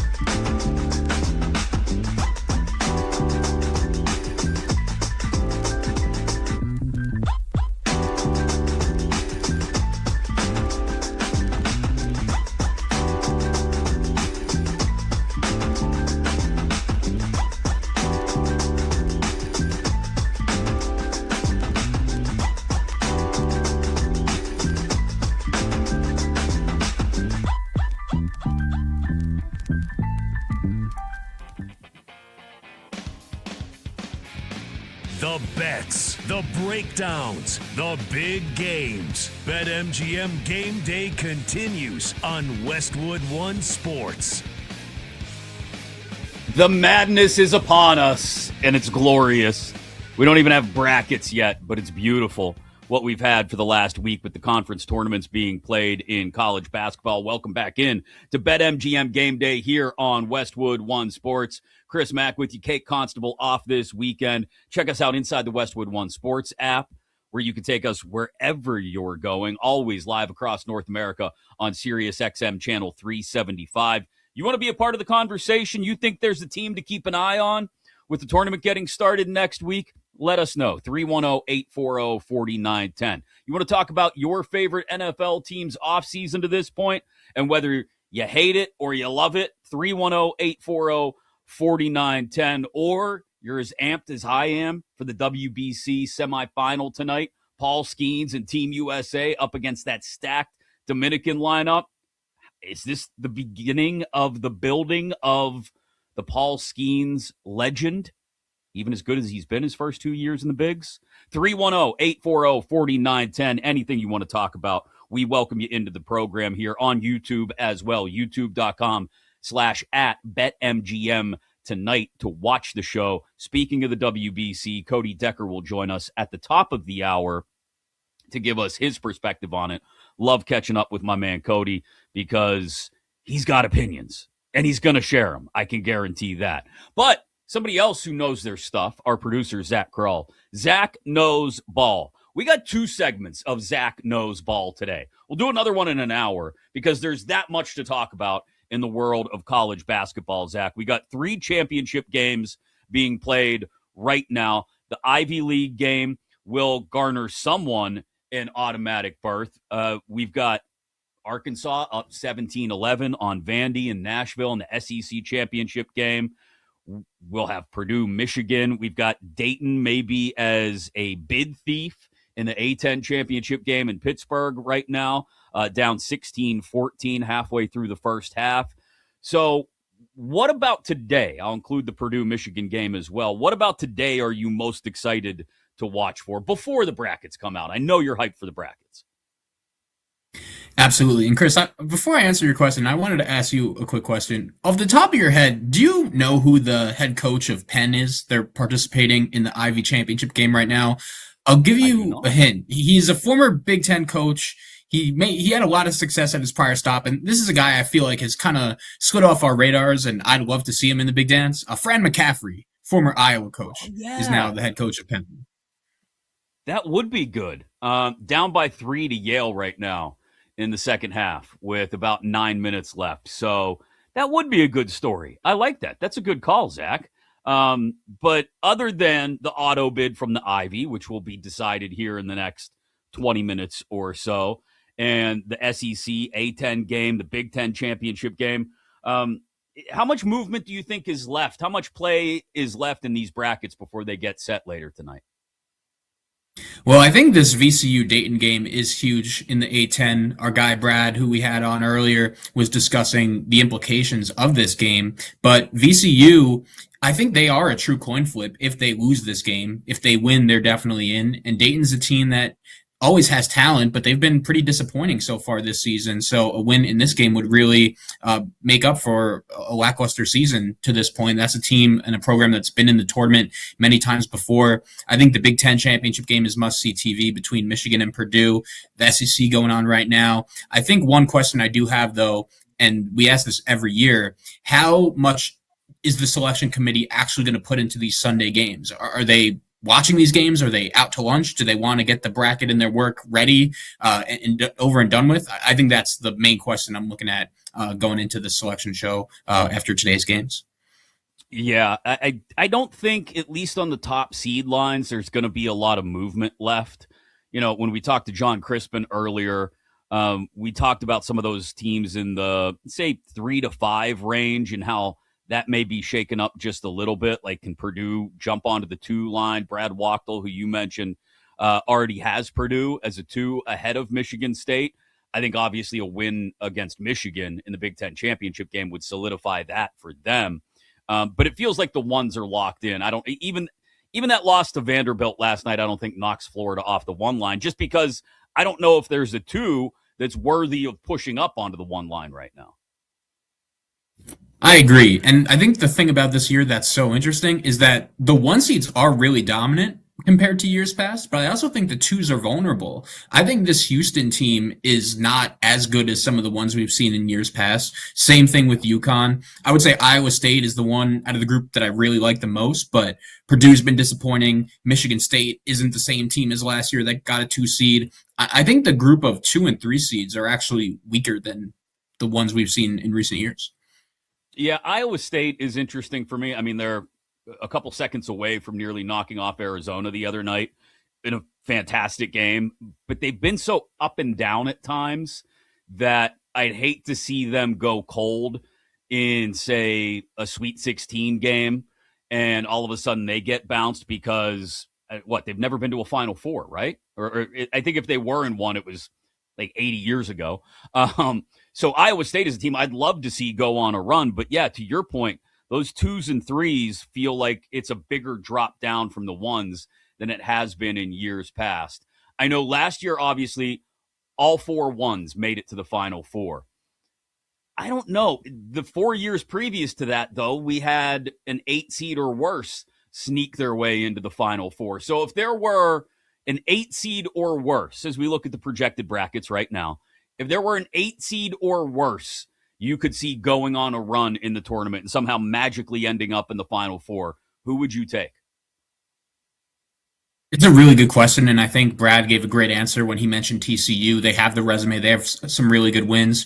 Looking at the seed line right now, there are a lot of 7 seeds I really like, 2 in particular, or 3 in particular, I would say Miami, UCLA, and St. Mary's. I think all 3 of those teams could bust a bracket if possible, but right now they're projected to be on the 7 line. The 1-8 seed I really like is Utah State. This is a team that won the Mountain West Conference tournament yesterday. They made the NCAA tournament last year in their coach's first year, Jared Calhoun, and got blown out by UCLA. They bring back a lot of that same team. I thought they were impressive yesterday against a San Diego State team that's clearly on the bubble. They needed to win that game, and Utah State really controlled it throughout. I know a popular narrative in years past has been fade the Mountain West automatically in the tournament. They never get it done. But I think that narrative might have been broken a few years back when San Diego State made it all the way to the national championship game. So I would say Utah State is that team for me, along with TCU. I thought Brad gave a great answer there as well. Yeah. Am I crazy for believing that Miami of Ohio could maybe be a magical team this year? I know they haven't played anybody. The teams that they have beaten, they've barely squeaked by more often than not. But, like, if Miami of Ohio, let's assume they go to Dayton, right? Because that seems to be what everybody believes right now. Gives you a great matchup on TV Tuesday or Wednesday night in the first 4. If they get through Dayton, I look at the 6s that are out there that they may meet in the official first round on Thursday or Friday, and I see some teams that could be ripe for the picking, even against little old Miami of Ohio. Like, would it shock any of us if Miami of Ohio took out Tennessee, for example, or UNC? I mean, we'd be surprised, sure, but I don't know if I'd necessarily be, like, knocked over. I get it. Again, the resume is weak, but I kind of look at them not based on metrics or anything, just based on pure magic and the narrative that we would get out of it. Maybe I'm more hopeful about it than I am realistically expecting it, but I like the Red Hawks. Yeah, it's a great story. Part of me is still really surprised they lost in the first round of their conference tournament, the first game they played in against UMass. I think maybe the start time had something to do with that. I don't know what that league is doing, scheduling them to play at 10 a.m. Central. But I agree. Like the 6 seeds, Tennessee is super vulnerable. I agree. A lot of these other ones are mysterious. Like I still don't really have a great feel on North Carolina without Caleb Wilson. I thought they were starting to play some great basketball, but losing him is huge. BYU's whole team is hurt, but they have the best player in the country in AJ DeBansa. What he did in the Big 12 tournament was unbelievable. He could be a guy primed for a March Madness run. And then also one other storyline I really have my eyes on going into the tournament is Louisville. This was a team that had massive expectations in the preseason, and I think Pat Kelsey's done a great job considering what those circumstances looked like when he got there, back-to-back tournament appearances in his first 2 years. But this is a guy that's never won an NCAA tournament game. He's 0-5 all time. Now, a lot of those games came when he was the head coach of Winthrop and the head coach of Charleston, mid-major schools. But last year, people will remember 8-9 game Louisville and Creighton in Rupp Arena in Kentucky, and they got run off the floor. And I believe that was the first game of the tournament. So could Pat Kelsey win his first NCAA tournament game? That's one storyline I have my eyes on going into March Madness. Can't wait to see what we get when the brackets come out later. Zach, stay prepared. We'll go back to you in just a little bit with Zach Knows Ball, because our man does know all that's going on in college basketball. Again, you've got multiple games being played right now in the SEC Championship in Nashville. You've got Arkansas up by 7 on Vandy with about 7 to go in the first half. You've got VCU up by 5 on Dayton right now. Same point, about 7 minutes left in the first half in Pittsburgh. You've got Yale about 8 minutes away from closing out Penn. They're up by 5 right now and earning their way into the NCAA tournament. The American Conference Championship tips off at 3:15. Wichita State and South Florida. There's a bid on the line there. Purdue and Michigan in the Big Ten title game later this afternoon, right around 3:30 Eastern. Both teams are going. Michigan's a 1 seed. What's Purdue? And how much does that game impact where Purdue lands? We'll continue to talk what the brackets may look like throughout the afternoon here on BetMGM Game Day on Westwood One Sports. As I mentioned, Cody Decker at the top of the hour to talk about the massive WBC semifinal between the United States and the Dominican Republic later tonight. Paul Skeens going for the Americans. Coming up next, though, we touched on the NBA at the top of the show in the High Five. I actually want to get back to it because there's a game being played right now that's a possible playoff preview, much like the possible playoff preview we got last night and the possible finals preview we got earlier in the week. We'll touch on all of them next right here on BetMGM Game Day on Westwood One Sports. This is BetMGM Game Day, only on Westwood One Sports.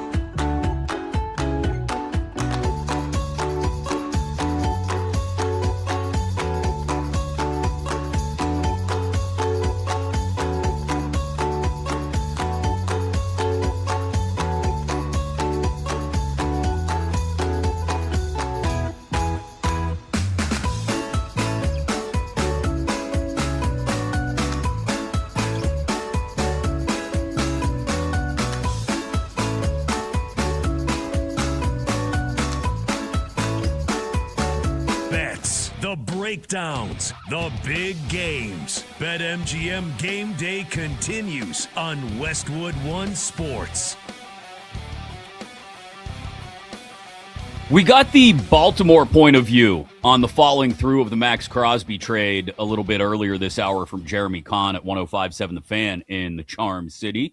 Coming up in a little more than an hour, about an hour and 15 minutes from now, we'll get the Vegas point of view and just how happy or unhappy, I don't know, are Raiders fans after the way things played out. Hugh Myers of the Las Vegas Sports Network, ESPN Las Vegas, and the Raiders Radio Network will join us at 3 Eastern, noon Pacific here on BetMGM Game Day on Westwood One Sports. Chris Mack with you. Kate Constable off this weekend. We'll keep you up to date on the college hoops as well as the SEC and A10 and Ivy League championship games are all being played right now. March is one of the best times of the year. We've added the World Baseball Classic on top of it, too, this year. Cody Decker at the top of the hour to talk about the U.S. against the Dominican tonight. There's no better place to be during March matchups, though, than Vegas. And this year, college basketball fans, you can win a VIP trip to the Court of Legends event featuring the Cavender twins. All you got to do, place sports bets inside your BetMGM app, and your position on the leaderboard will determine if you're one of the 25 grand prize winners. Just sign into your BetMGM account, opt into the promo, then start placing sports bets of at least $10 to climb the leaderboard. Make this March one to remember. Join the Court of Legends leaderboard and make it legendary. It has been a busy week in the NBA, not the least of which has been lots of playoff preview style matchups. I'll update you on the T-Wolves and the Thunder who are playing right now in just a minute. Thunder were a part of another big one earlier this week, winning against the Celtics. We had a big one last night in L.A.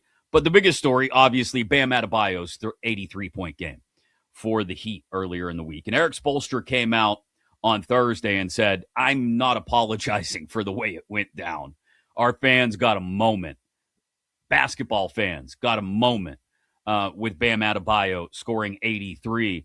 You know, it was funny. I just happened to be, where was I? I was walking through the building at work, I think, and one of the custodians, this guy named Greg, who's awesome. Like, why is it always, by the way, that the custodians and janitors in a building, more often than not, are the happiest people in the building?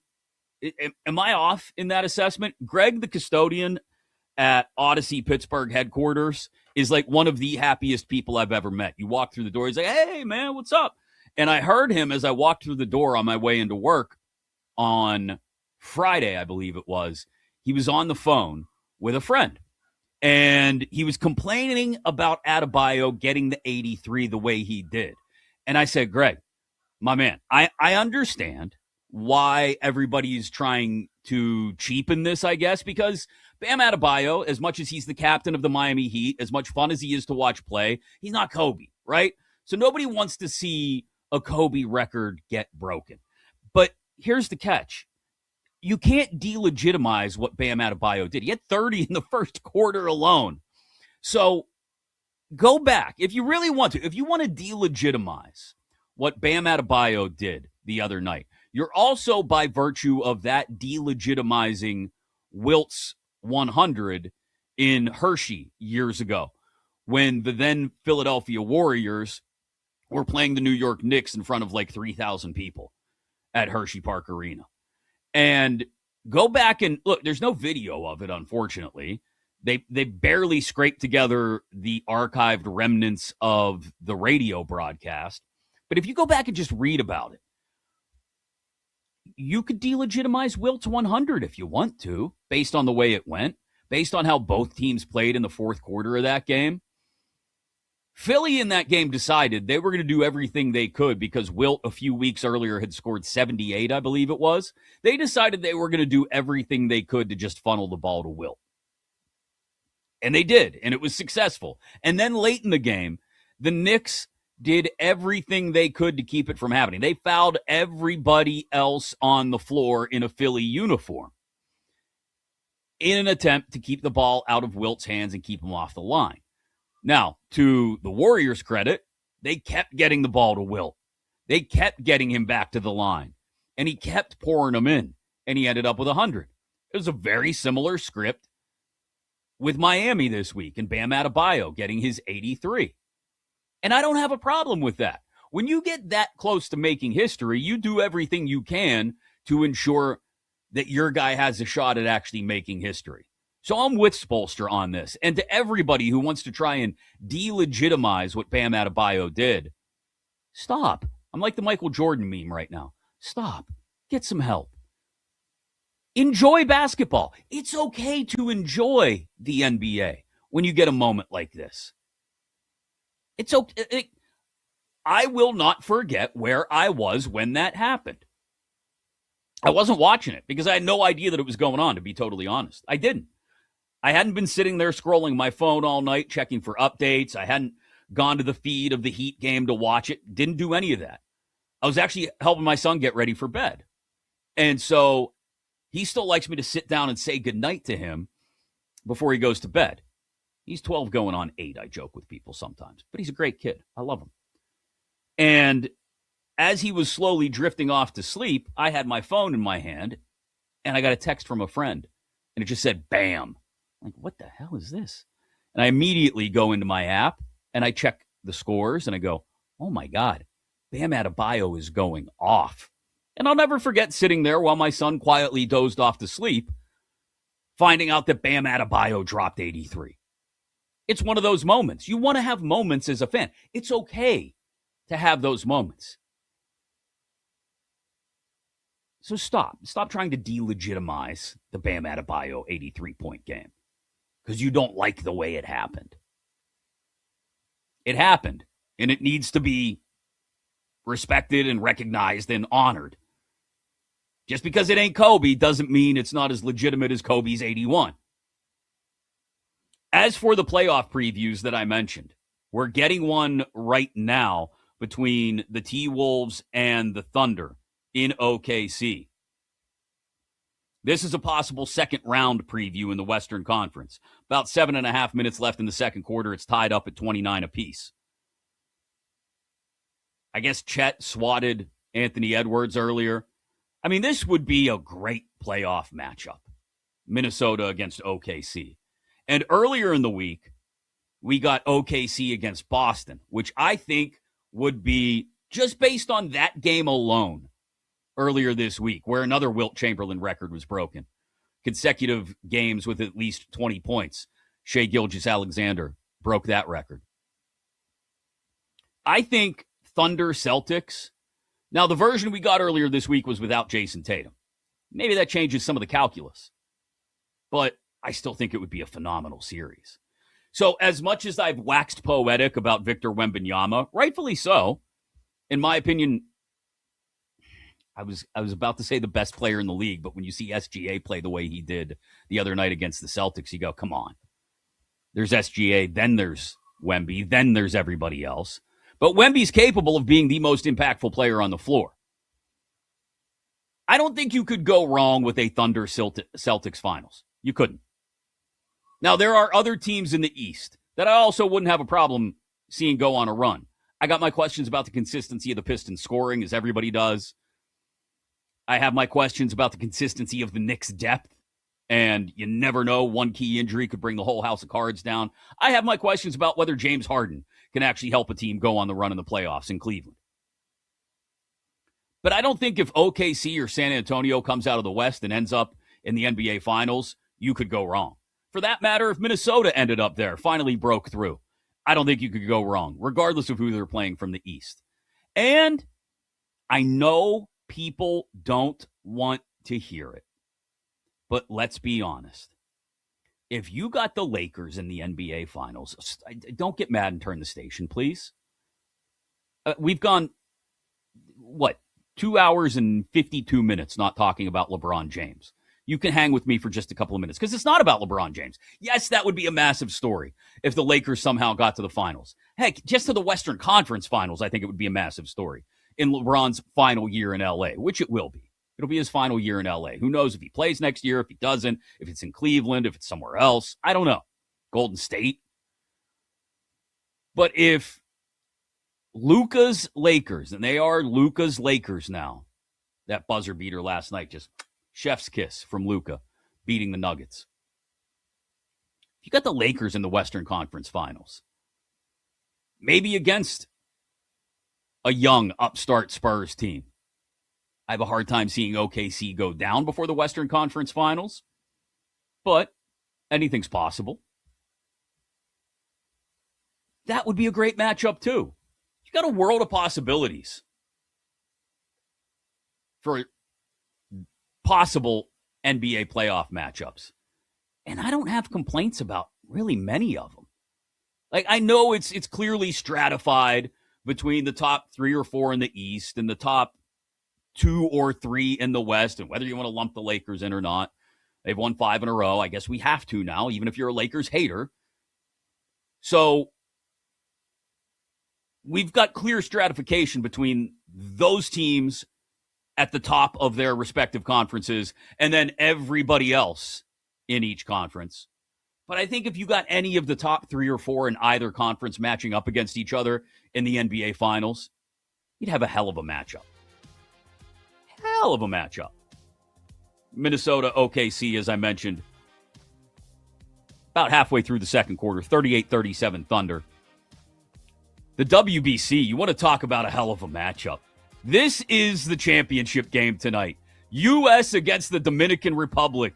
Skeens against the DR. This is going to be fantastic baseball, and I can't wait to talk to Cody Decker about it next, right here on BetMGM Game Day on Westwood One Sports.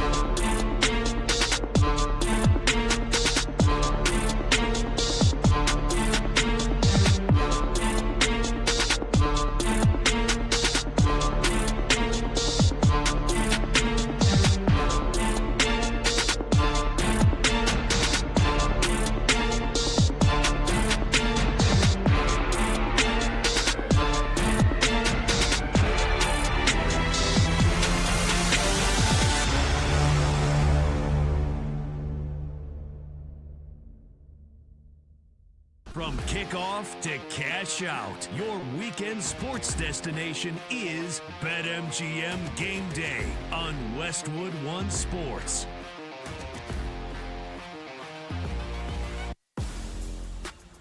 Man, it is a Sunday, my friends.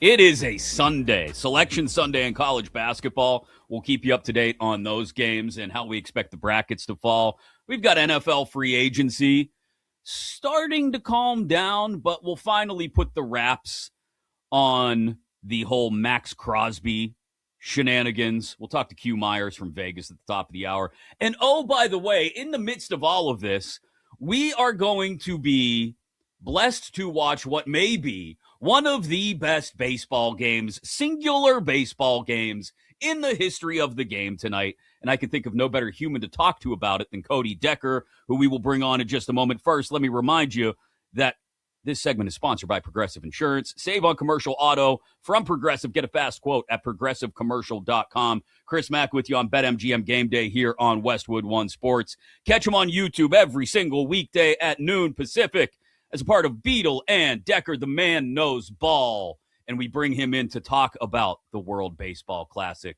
Cody Decker joins the show. Cody, my friend, you look fantastic, first of all. How are you?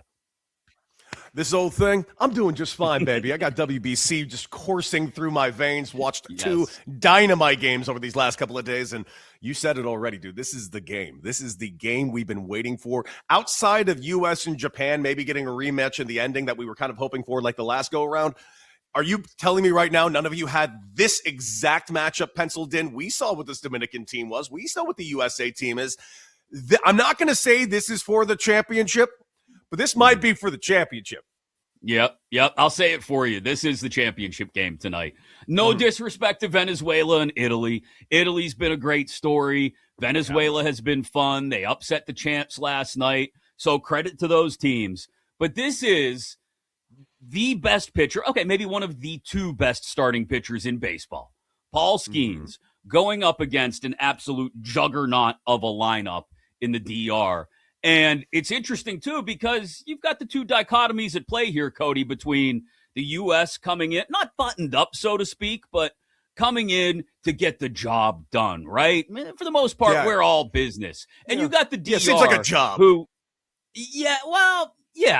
Maybe not a job or an obligation, but they know what they're there to do and what's expected of them. The DR, man, a bloop base hit to right with 2 outs in the second inning prompts a dance party. And I'm here for it. I absolutely love it. All the conditions that come into this game tonight, I think, may give us something absolutely legendary. Everything about this screams, I need to watch this, because you have the all-time boring team in the U.S. against the most flashy, most fun team you could ever dream of looking at in the DR. And yeah, the dichotomy between these teams couldn't be more stark contrasting. It's quite staggering, I should really say. One day it will be studied. There will be novels written about this exact dichotomy between these two teams and how one team is incredibly boring, the other team is incredibly fun. But forget about just how fun and not fun one of these two teams are. Just the lineup. Just hear me out. And I know the U.S. lineup is fantastic, but I mean, when Ketel Marte is one of your worst players, when Junior Caminero is one of your worst players, when Vladimir Guerrero Jr. might be your fourth best player, this team is stupid good. Stupid. Like, Junior Lake is just like the only hidden guy out there. He's just a Cubs legend, but he's hidden out there. Julio Rodriguez, O'Neal Cruz, Juan Soto, Fernando Tatis Jr. There is nowhere to hide from facing this lineup. It's like the Dodgers on quadruple steroids. That's how good this Dominican team is. And I'm not going to lie to you. If I had my way, I know I already said it. I know I said this is the championship game. But if you give me Dominican Venezuela in the final, I might change my mind, because that is going to be a bloodbath of a game. I mean, bat flips on bat flips in that game. It could be incredible. You're right. Let's start with Skeens here. I made the point off the top of the show that this is the chance for Skeens to build one of the first pillars in what, 15, 20 years from now we could be talking about as a Hall of Fame career. I'm getting way out ahead of myself on that. But look, Skeens is that good. We don't know, though, when we'll finally get to see Paul Skeens, at least at the major league level, in a game of this magnitude, assuming he's still in Pittsburgh for a few more years. Maybe the Pirates put some things together, but let's be honest, none of us expect that. Maybe we're waiting to see him in Dodger blue or Yankee pinstripes or somewhere else before he finally gets that opportunity to make himself a postseason legend.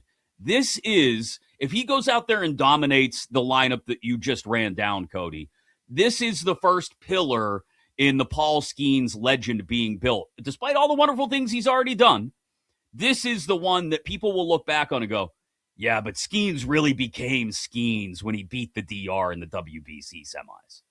Couldn't agree more. In fact, I'd go as far as saying, even though he won a couple of MVPs already, Ohtani became Ohtani when he struck out Mike Trout to end that last WBC, and then he's gone on just to win every World Series ever since. This is a big one for Paul Skeens. And yes, this is an opportunity for us as baseball fans to see arguably the best living pitcher right now face some guys in a very, very serious situation, because you're not wrong. He ain't leaving the Pirates anytime soon, and I don't see the Pirates doing any damage, not just in the NL Central, but in the NL as a whole or Major League Baseball as a whole. So, yeah, we are just counting the days before we see him in pinstripes, or we see him in Queens, or we see him in Los Angeles, or maybe Chicago, or anybody else that by this time hopefully are willing to open up their books and, spend some money on a pitcher of this caliber. You know what? It's been such a short career. I'm looking forward to it, and I'm really looking forward to see how he does today, because the pitch count has been extended a little bit. We're now in the elimination rounds. We're in the semifinals and championship rounds, which means Paul Skeens has got 80 pitches to work with. Paul Skeens with 80 pitches to work with could get you into the seventh inning, and if you got Paul Skeens going into the seventh inning into this game, U.S. is moving forward, my guy. Yeah, absolutely. Cody Decker. Check out Beadle and Decker on YouTube every day at noon Pacific with us here on BetMGM Game Day. Yeah, the pitch count, if Skeens works efficiently, you're right, he could work deep into the ball game. And I think the other thing, as much as some of these Dominican hitters want to tee off on heat, they haven't really seen it to this point in the WBC. A lot of the guys they've faced have been lower velocity guys, and now you've got Skeens coming in, ramping it up. The slowest fastball they're going to see is going to be in the mid to upper 95 range, and he's going to hit triple digits multiple times.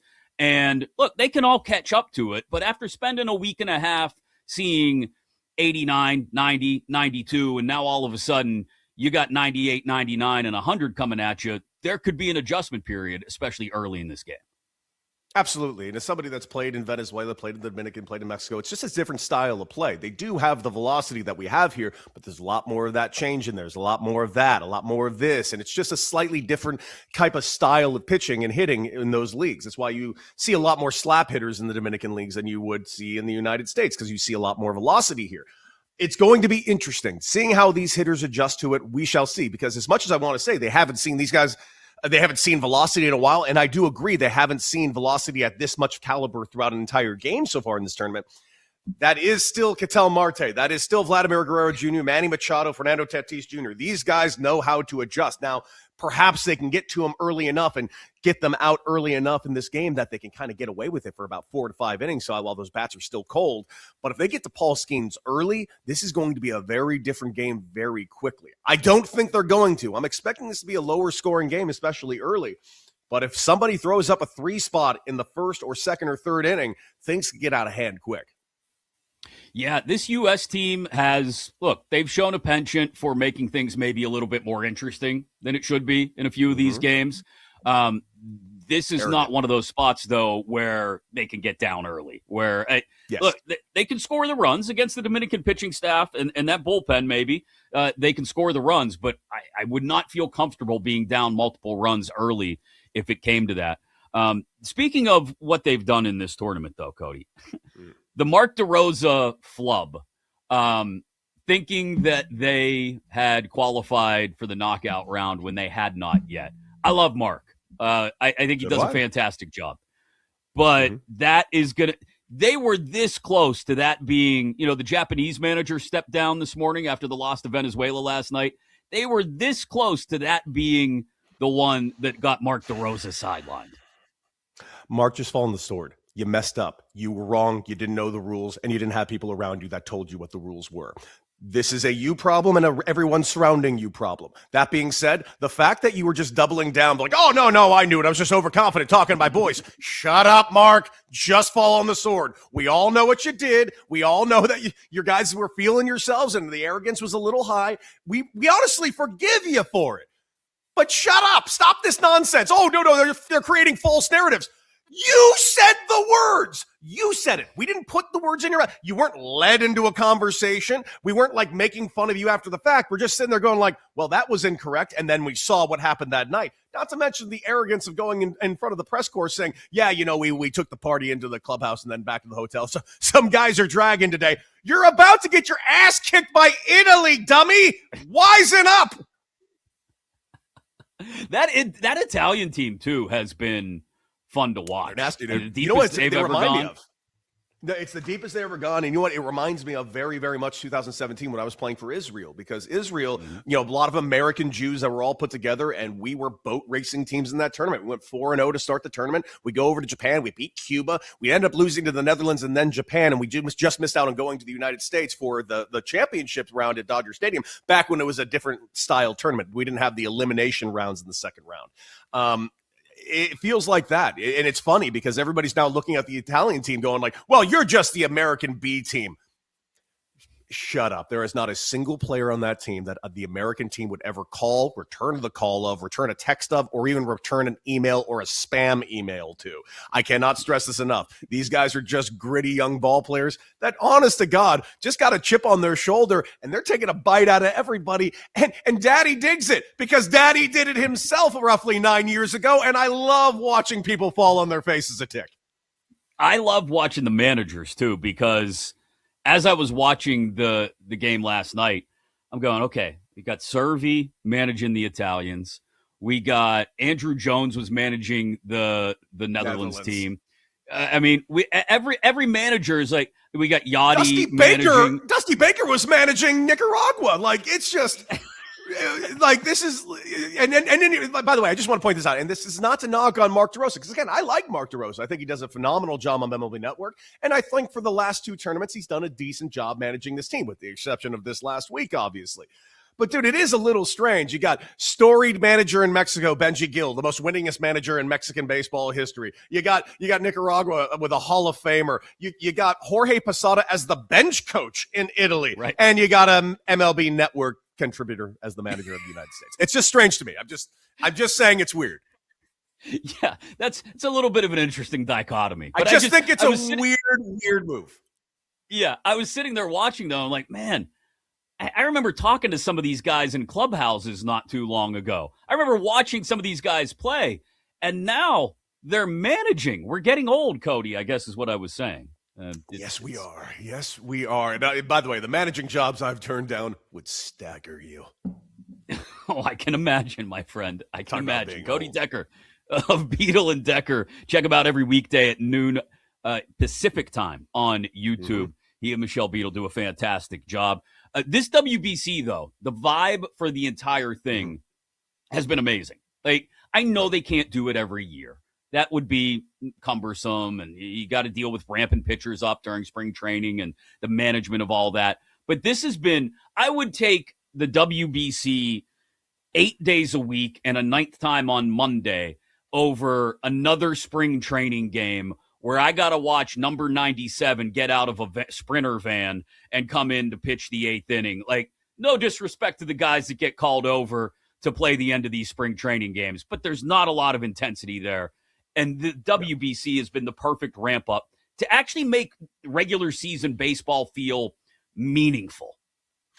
Dude, I'm having a blast watching this. Watching meaningful baseball in March is fantastic. And I see a lot of arguments saying, well, in 2 years, we better run this back for the Olympics. And, as much as I hear people saying that, and there are times when I question it going like, maybe we should do the Olympics.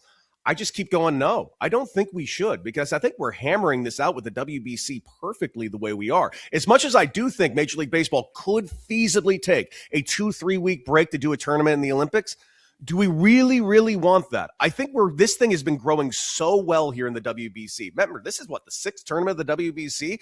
We were making fun of it in the early 2000s when it first started. Nobody was watching these games, and there was nobody in the stands.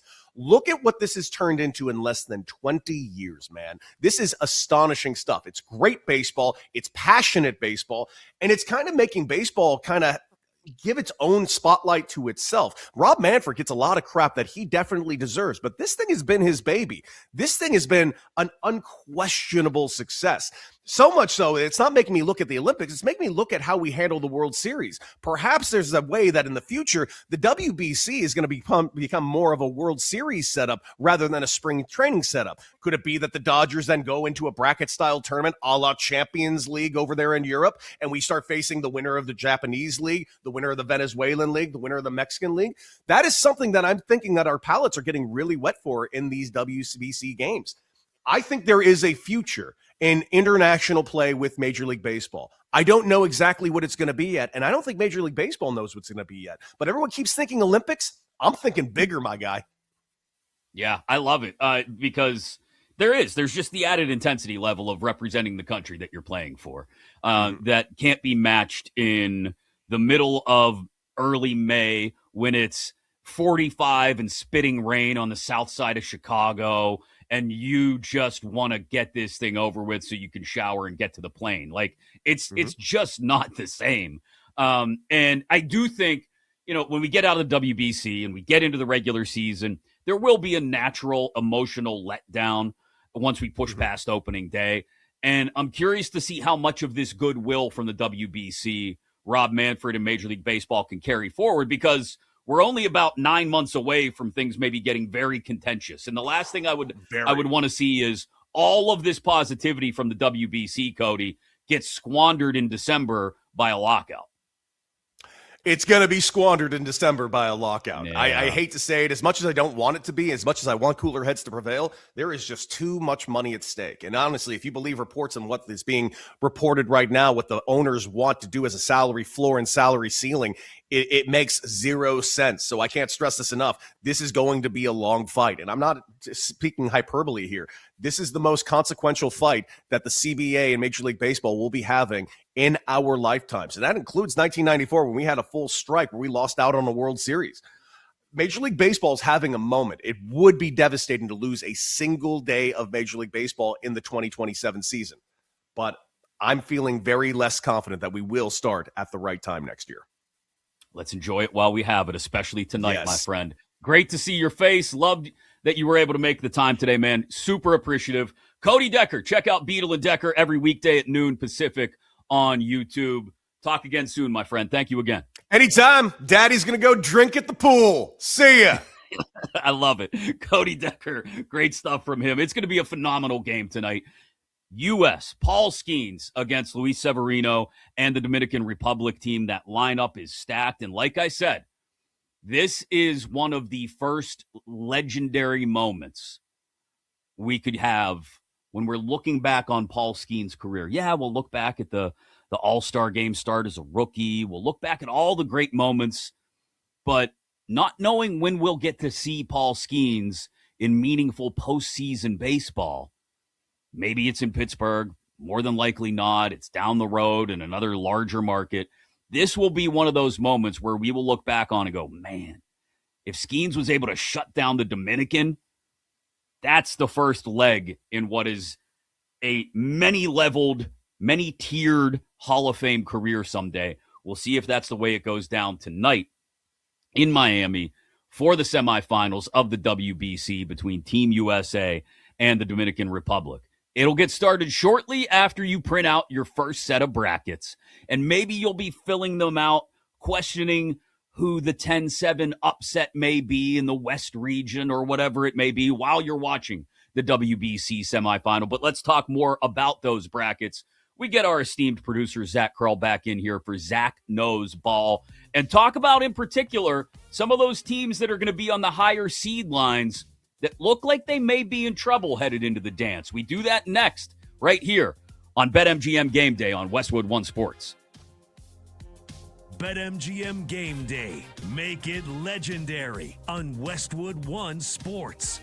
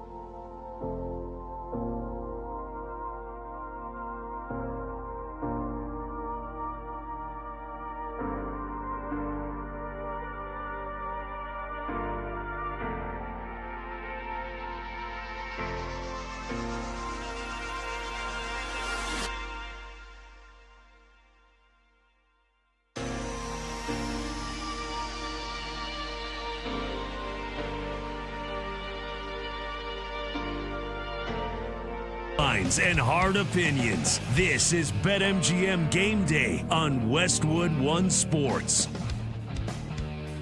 Wow, smart kids know ball too. I'll tell you about the ending to that Ivy League game in just a minute. We're setting the auto bids. We're getting the brackets ready. Some savage work on Twitter by one of those auto bid teams. I'll update you on that in just a second as well. Welcome back into BetMGM Game Day here on Westwood One Sports. Always inside the Westwood One Sports app. Go download it if you haven't yet. Get with the game. Sirius XM channel 375 live across North America as well. What are you expecting once the brackets are set? What are you expecting in the WBC tonight? Are you happy with the way your favorite NFL team has handled free agency to this point? 310-840-4910, 310-840-4910. I'll tell you the team that I think has had one of, if not the best free agency period so far, coming up in about 15 minutes or so here on BetMGM Game Day. Chris Mack with you. Kate Constable is off. You're going to be inside that BetMGM app. You know you are. So, by all means, go get one of those odds boost tokens. Do it now. In fact, there's golf being played. A golf odds boost token may work. To use the token, all you got to do, add any golf wagers to your bet slip and then activate the token inside your BetMGM app. If you win your bet that was made with the odds boost token, you're going to receive extra winnings in unrestricted bonus dollars. All kinds of great offers inside your BetMGM app today. Make it legendary. Top of the hour, we'll put a final button on the Max Crosby discussion when Q Myers joins us from the Raiders Radio Network to talk about how they're feeling out in Vegas with Crosby apparently back for good. Not sure. We'll see. Ryan Wilson will join us from CBS Sports in the final hour of the show as well, about 60 minutes from now, to talk about NFL free agency before we wrap up the show with our 3 stars of the day. But one of the stars of today's show, our friend Zach Krull, our producer. Zach knows ball. We bring him back in to talk about what to expect when these brackets are dropped in just a few hours. First, I mentioned the Ivy League championship game, Zach.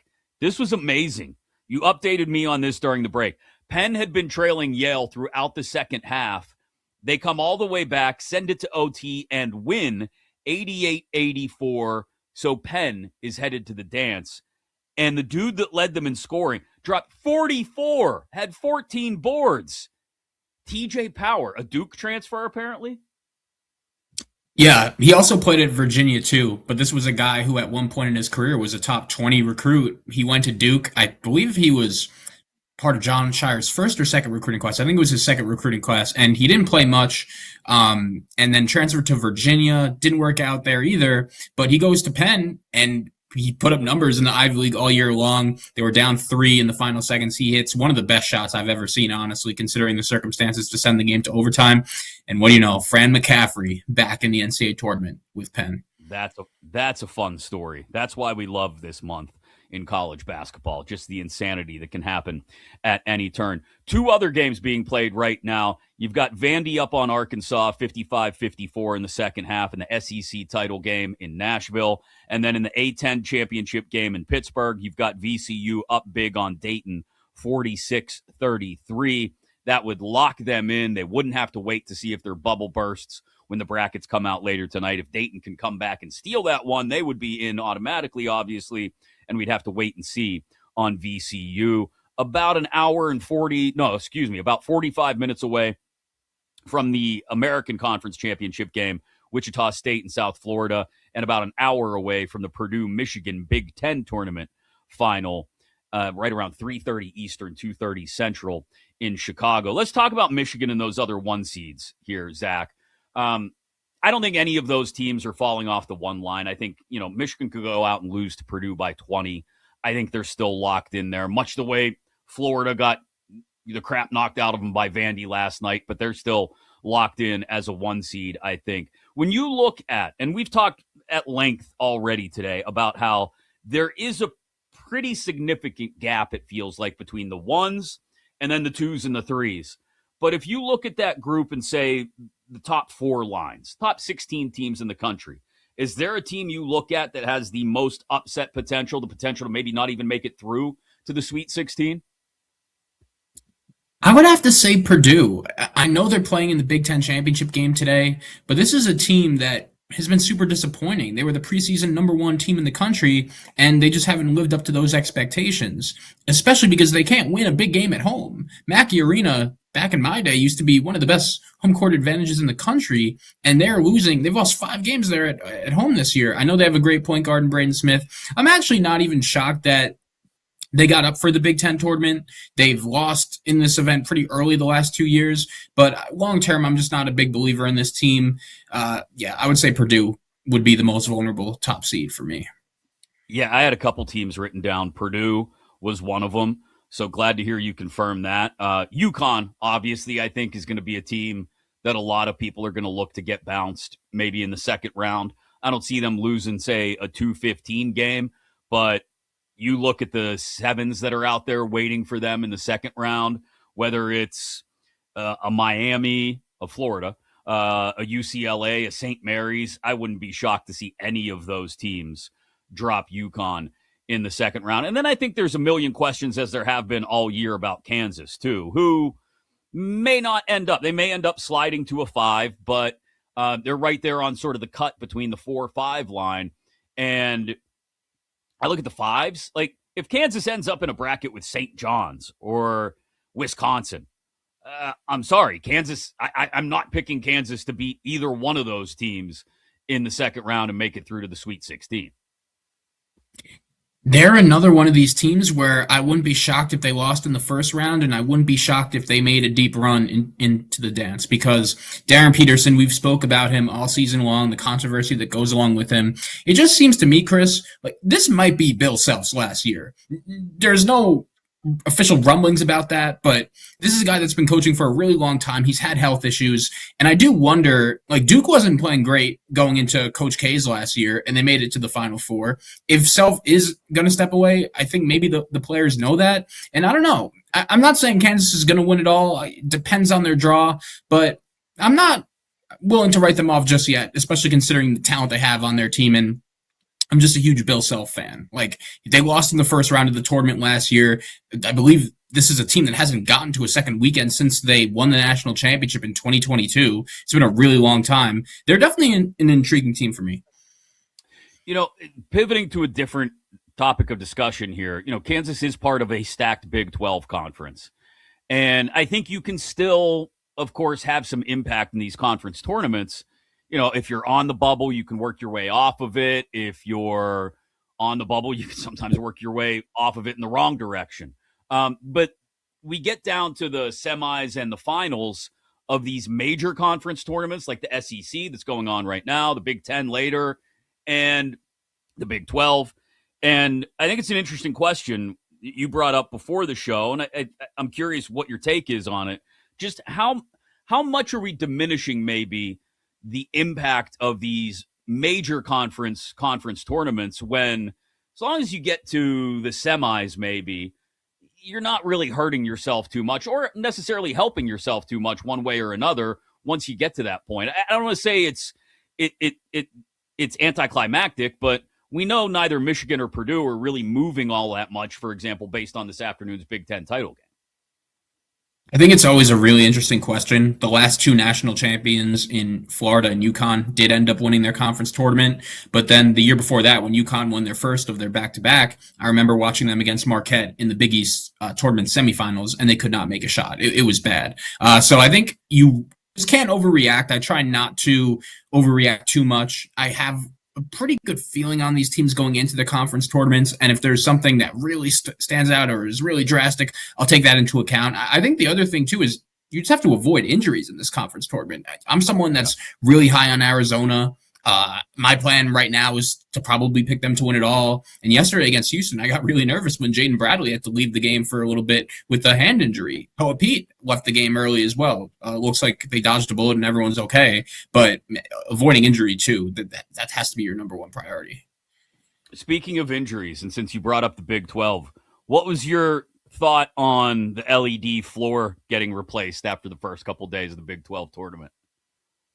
It's just a brutal look. I don't know how this happens. It's been such a great year for the Big 12. I think overall the Big 12 has done a good job establishing themselves as the premier basketball conference. There's been a lot of conversation around football and the SEC and the Big 10 and those two leagues eventually branching off into creating their own super league. But I like the Big 12 commissioner, Brent Yormark. I think he's done a really good job marketing the league and getting the most out of it, but this was just a bad idea, and thankfully they pivoted. And another team that really dodged a bullet when it came to injury is Texas Tech with Christian Anderson. He's one of the best guards in the country. We know that this is a team that already lost their superstar player, JT Toppin, for the season. If they lose Christian Anderson, they're literally done. They have no shot. So thankfully they dodged a bullet. He's okay, but yeah, let's keep that floor away from Kansas City going forward.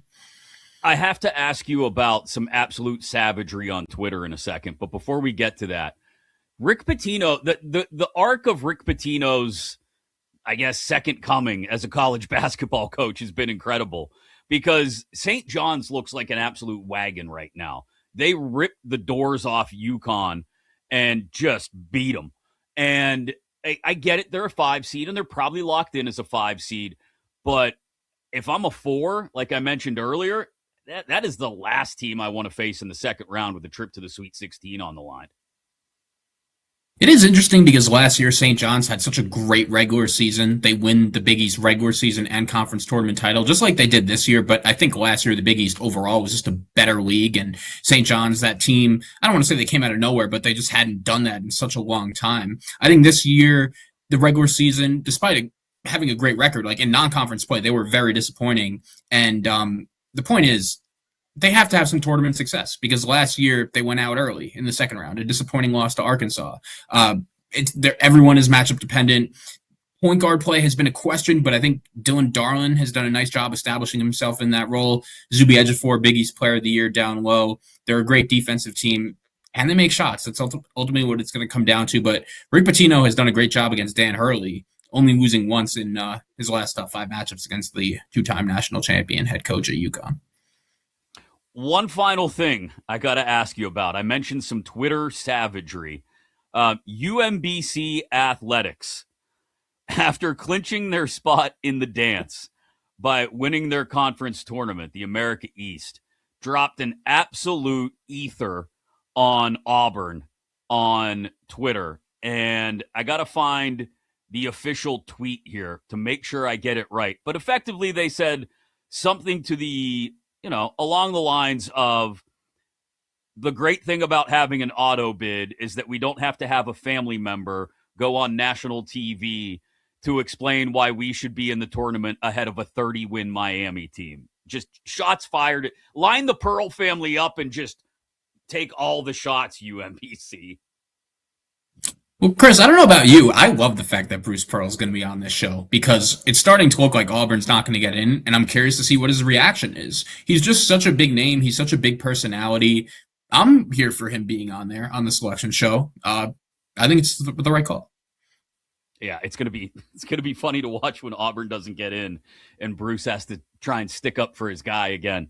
But we're only a few hours away now from the brackets being revealed.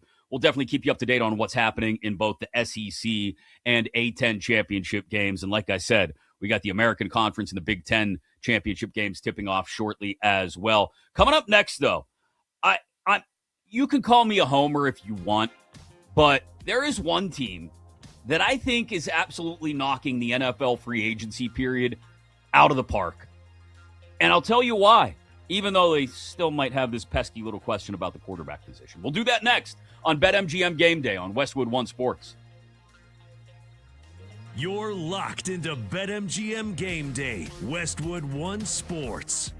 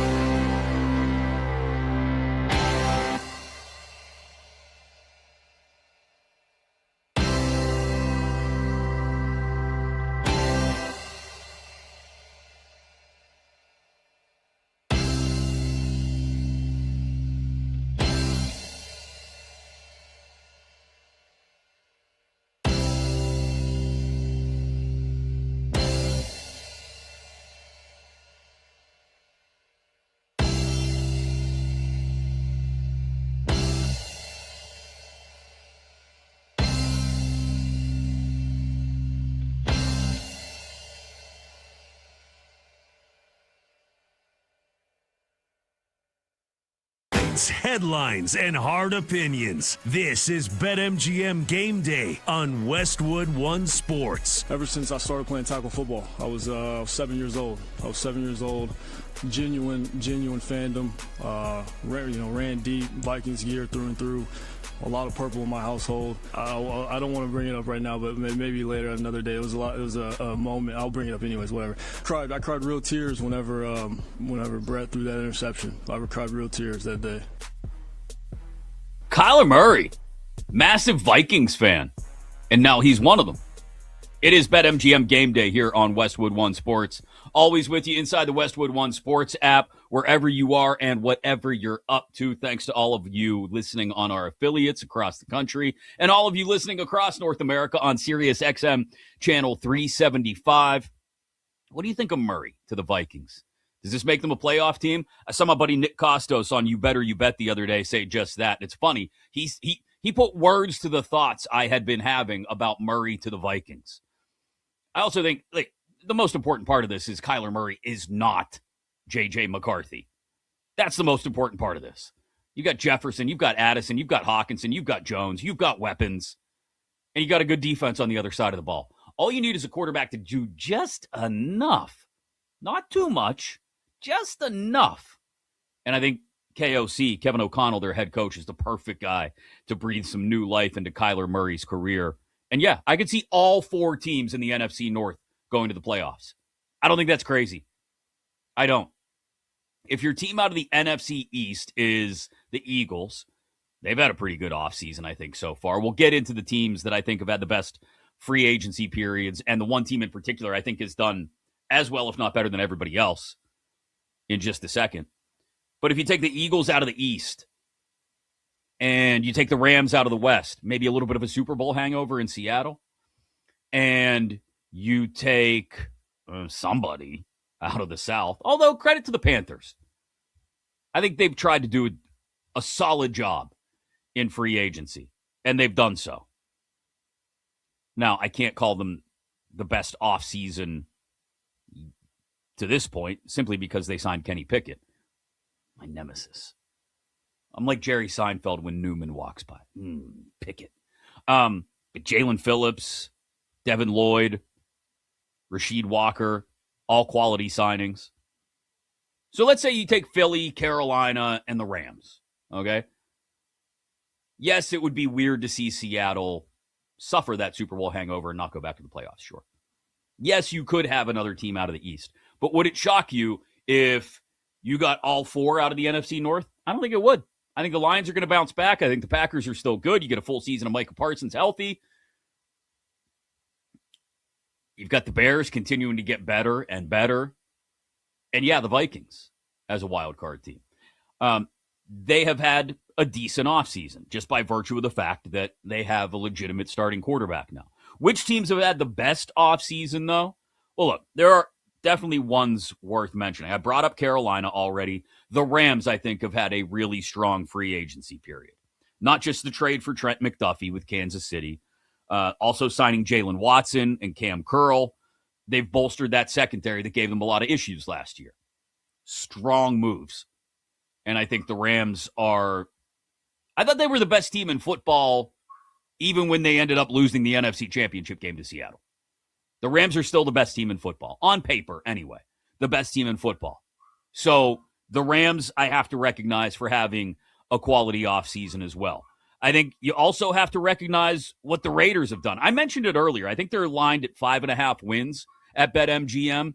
I would not be the least bit surprised to see the Raiders, if all goes well, if all goes according to plan, the Raiders being a sneaky 7-win team wouldn't shock me. They're going to have a last place schedule. Yes, they're in a tough division. We have to acknowledge that. Yes, they're going to have a rookie quarterback, but the moves they made, bolstering the offensive line, which was in desperate need by overpaying Tyler Linderbaum, I'm fine with that. They had more cap space than anybody else coming into the offseason. Do it. Nakobe Dean, Quay Walker. I love capital Love, the Jalen Naylor signing. Low-key was one of the best receiving options available in free agency. They nailed that. And you've still got Bowers. You've still got Genty. And Max Crosby's coming back, we think. the Raiders are a sneaky 7-win team based on what they've done in this offseason. But the team that I have to throw out there is, in my opinion, having the best offseason so far. And you can argue with me if you want. 310-840-4910. 310-840-4910. You could tell me I'm a homer if you want. The Pittsburgh Steelers have had a killer free agency period to this point. Now, yes, there is the pesky little question of, is Rodgers coming back? Yes, Rodgers is. I'll give it a 98%. My feeling on whether Rodgers is coming back or not. I think Rodgers comes back. And I think he looks a lot like the Rodgers we had last year. Now, there are weeks where that is not good enough. But look at the weapons that he had around him last year. It was ugly. Some of those games where DK Metcalf was suspended at the end of the regular season, like that game up in Cleveland in particular, in week 17, that was ugly. I don't think he threw a ball more than 3 yards downfield, other than one shot down the middle to Pat Freiermuth on the final drive. Anyway, he was thrown to Adam Thielen, the hollowed-out husk of Marcus Valdes-Scantling. Once Darnell Washington got hurt in that Cleveland game, they lost him as well. They were trying to run jet sweeps to Jonnu Smith. I mean, it was just... I was going to use a word I can't use on the air. It was buffoonery, Arthur Smith's offense at times, given what he had with a future Hall of Fame quarterback in the palm of his hand, even if it is an aging on his last legs Hall of Fame quarterback. I think Rodgers will be good again. Not great, good again this year for the Steelers. Oh, by the way, they add Michael Pittman Jr. to the fold. And that may be the move this offseason that confounds me the most. The Colts giving up on Michael Pittman Jr. in favor of Alec Pierce. I think Alec Pierce is a really good, great number 2. But now he's your number 1. Is he going to have the same route tree where everything's like 10 to 15 yards downfield? Is that going to be reliable when you've got maybe Daniel Jones throwing him the ball? But we don't know what the options are aside from Jones. I cannot understand why the Colts gave up on Michael Pittman Jr. There's no way they couldn't have made it work with Pittman and re-signing Pierce. They gave up on Pittman. A couple of years ago, he's one of the best wide receivers in the league. And he's still one of the most physical wide receivers in the league. And that is the key to why I think the Steelers have had the best offseason so far.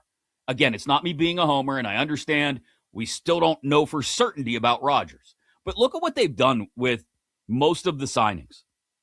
They've brought in guys that want to play physical, hard-nosed football. Pittman, even though he's a wide receiver, would love to come across the middle on some sort of little pin and pull where a back is bumping out on an outside zone read and just smack a linebacker in the mouth. Some good old-fashioned, for Steelers fans, I'll get nostalgic with you, Hines Ward type stuff. You also add Rico Dowdle to the backfield. Dowdle and Jalen Warren together are a couple of bowling balls covered in razor blades. Good luck getting in front of those once they get going downhill. Jaquan Brisker at safety on an absolute steal, $5.5 million, who will just bludgeon people when he comes down into the box to play the run, or somebody coming across the middle has no problem stealing the ball as well. Jamel Dean, maybe not as physical as the rest of them, but Sebastian Joseph Day they add on the D-line. They've done good things at every level. And if the only problem you have with the Steelers offseason right now is that they and Aaron Rodgers have not made another year of their marriage official yet, I'm sorry. But when it happens, maybe then you'll be able to step up and say, yeah, you know what? I know it's a 42, almost 43 Aaron Rodgers, but they did a good job this offseason. They've identified guys that play a similar way that Mike McCarthy wants to play in Pittsburgh. And I think it could work. Speaking of the NFL offseason, the biggest mess so far was the Max Crosby trade that wasn't from Vegas to Baltimore. We get the Las Vegas perspective on everything that's gone down there with Q Myers of the Raiders Radio Network. He joins us next right here on BetMGM Game Day on Westwood One Sports.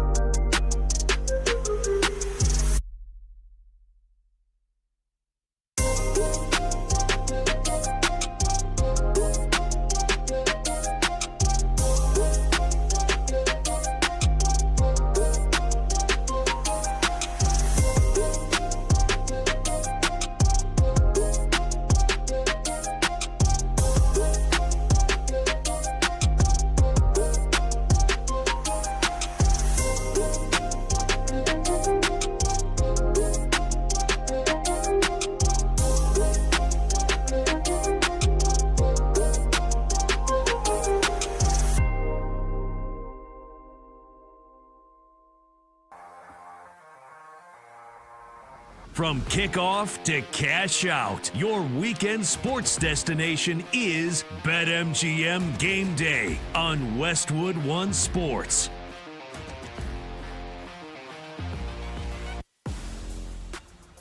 Live coast to coast inside your Westwood One Sports app and all of our lovely affiliates across the country, all over North America as well on Sirius XM, channel 375. Welcome back into BetMGM Game Day. Chris Mack with you, Kate Constable off this weekend. We are live on Westwood One Sports, talking NFL offseason, talking WBC tonight. Huge game between the U.S. and Dominican, and of course, March Madness because it's Selection Sunday. This segment sponsored by Progressive Commercial Insurance, protecting small businesses with affordable coverage options.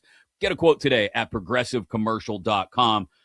I just told you the teams I thought have had the best off seasons. I included the Raiders in there because I think it's worked out really well for them. They had the most cap space. They've got a ton of draft capital, even if they didn't get Baltimore's 2 first-round picks.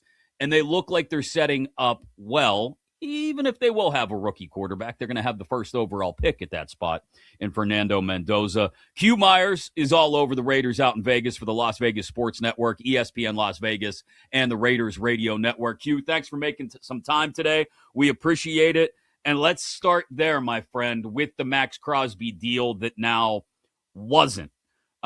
Just what has been the roller coaster of emotions for Raiders fans going through this over the last week?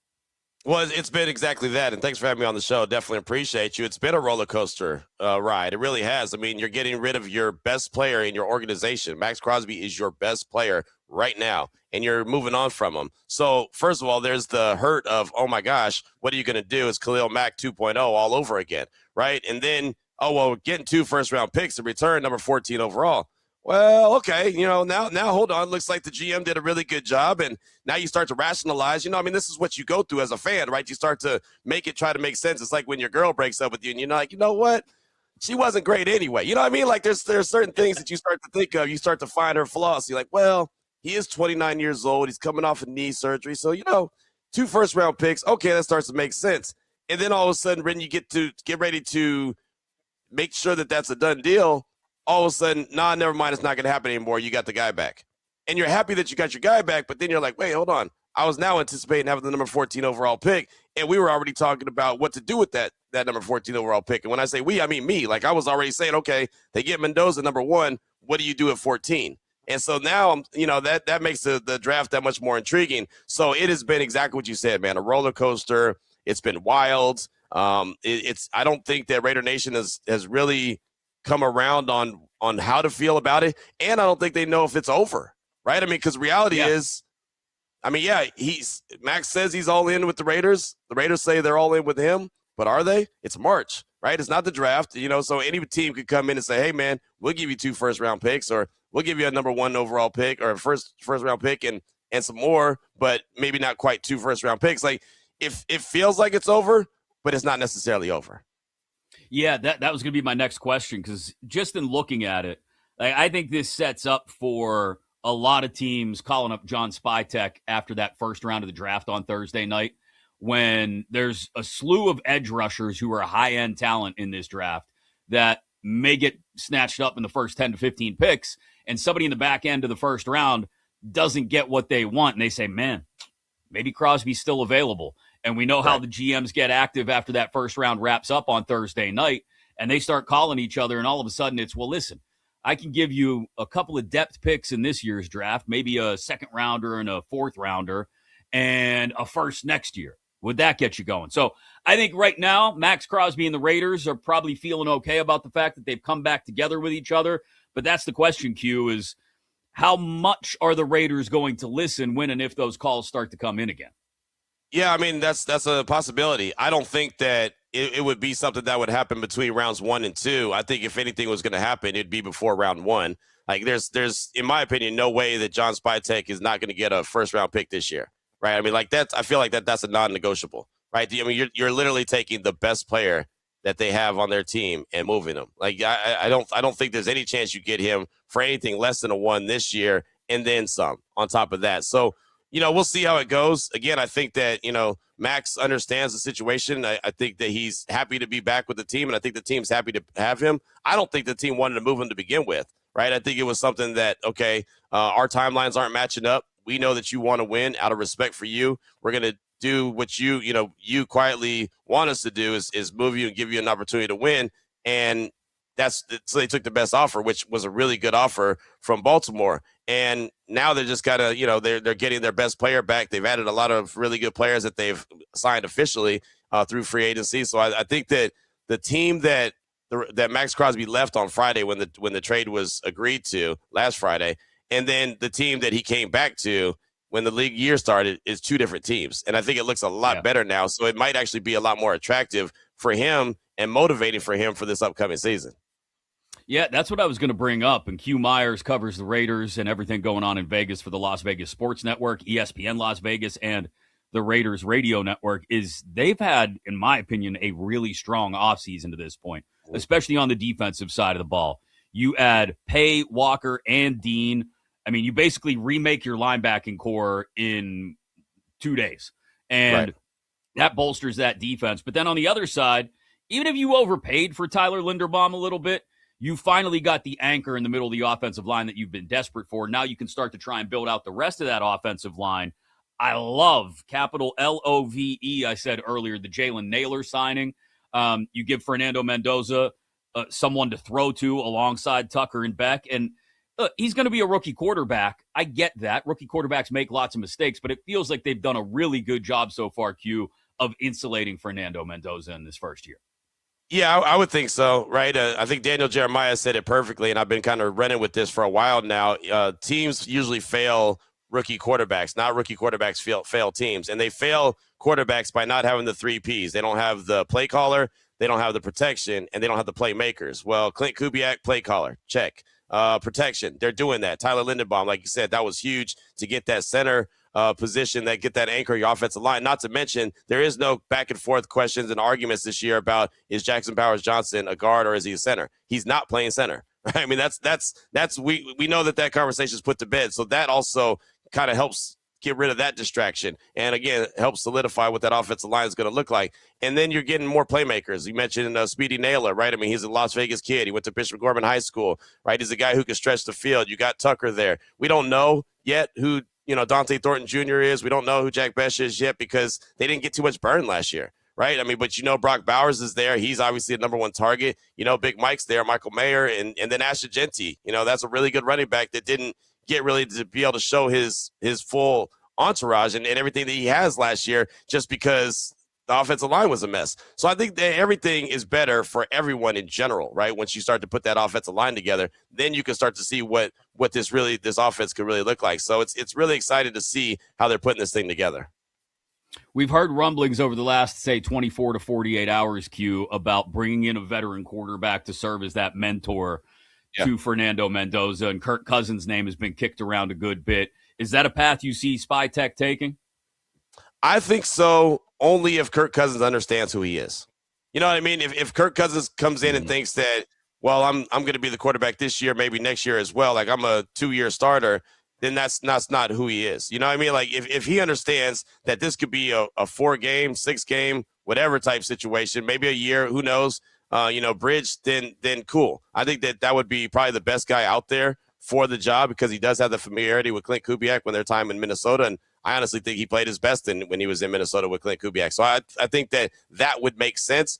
But Kirk Cousins, I think it's going to take a while before that would ever come to fruition, only because I think he's going to try to get a job where he could be the guy, right? I think he's still in his heart of heart thinks he's still the guy. And maybe if nothing pops up for him where he could be that guy, then maybe he looks and turns his attention to the Raiders and says, okay, well, I guess I could be that bridge quarterback for the young quarterback that's coming in.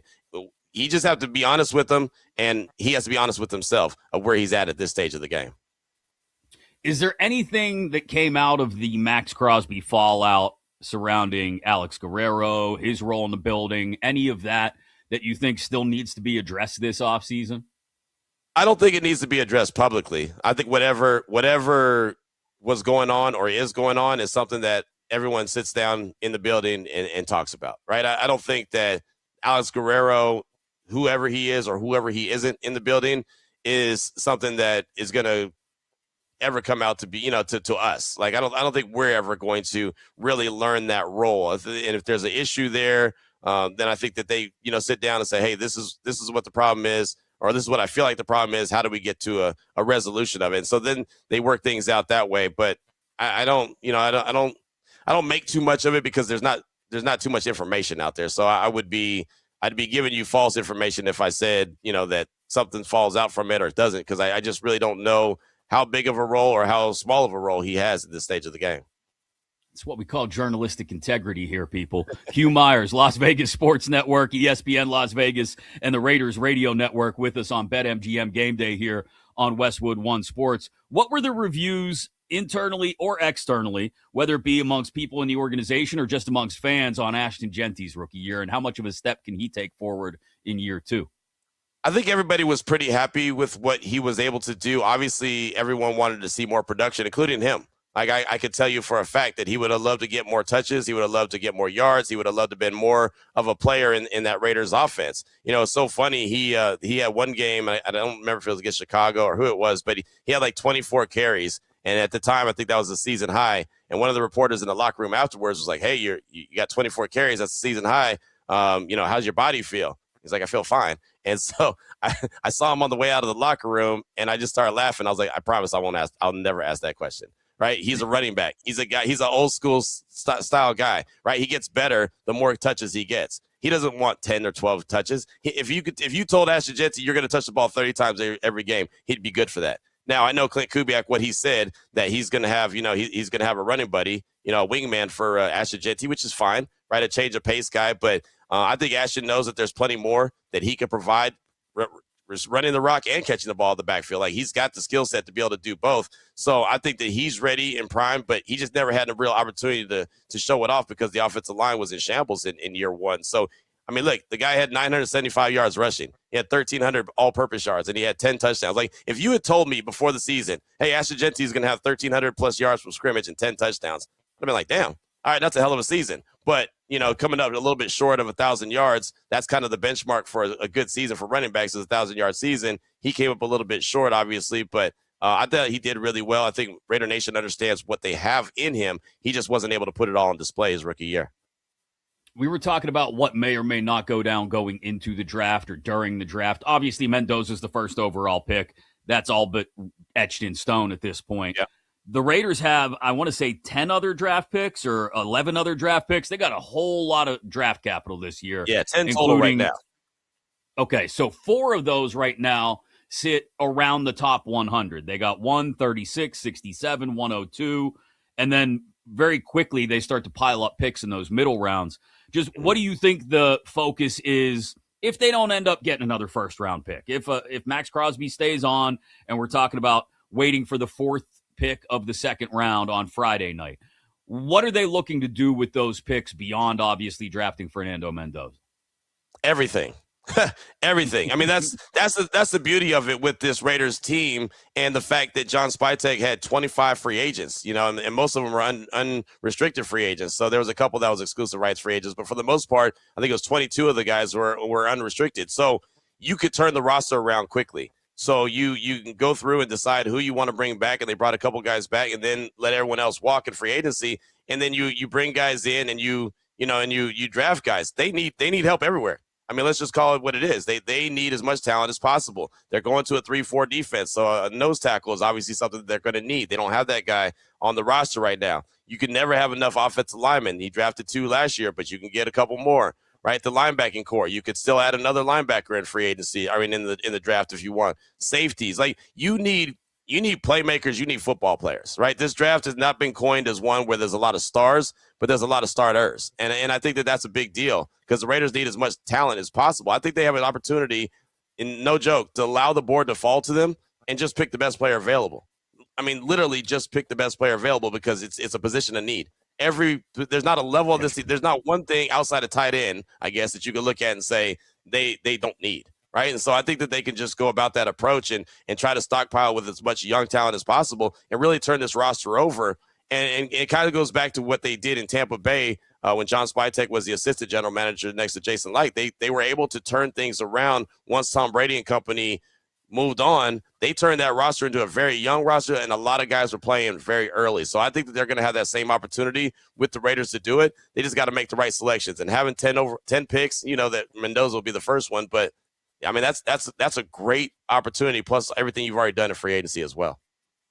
Yeah, so understanding that they're going to have a lot of work left to do, but also granting them the fact that they've done really quality work so far in free agency.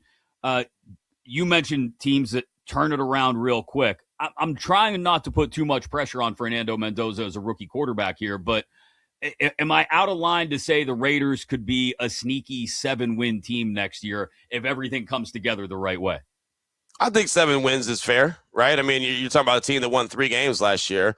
I think 7 would be fine. I think that would be a really good step in the right direction. I mean, they've won 7 games total the last 2 years, right? So, I mean, if they were to get to 7, I think that everyone feels good about the direction that they're going. I asked John Spytek at the Combine about turning the roster over really quickly and fast-tracking the rebuild. He said, I'm not interested in fast tracks. I'm interested in building this correctly so it can sustain. So it's not one of those teams that's really good one year and then it stinks the next year. Like he wants to make sure that this thing is built correctly. So there's no pressure on Clint Kubiak and company to turn it around and be a team that goes from the worst to first immediately.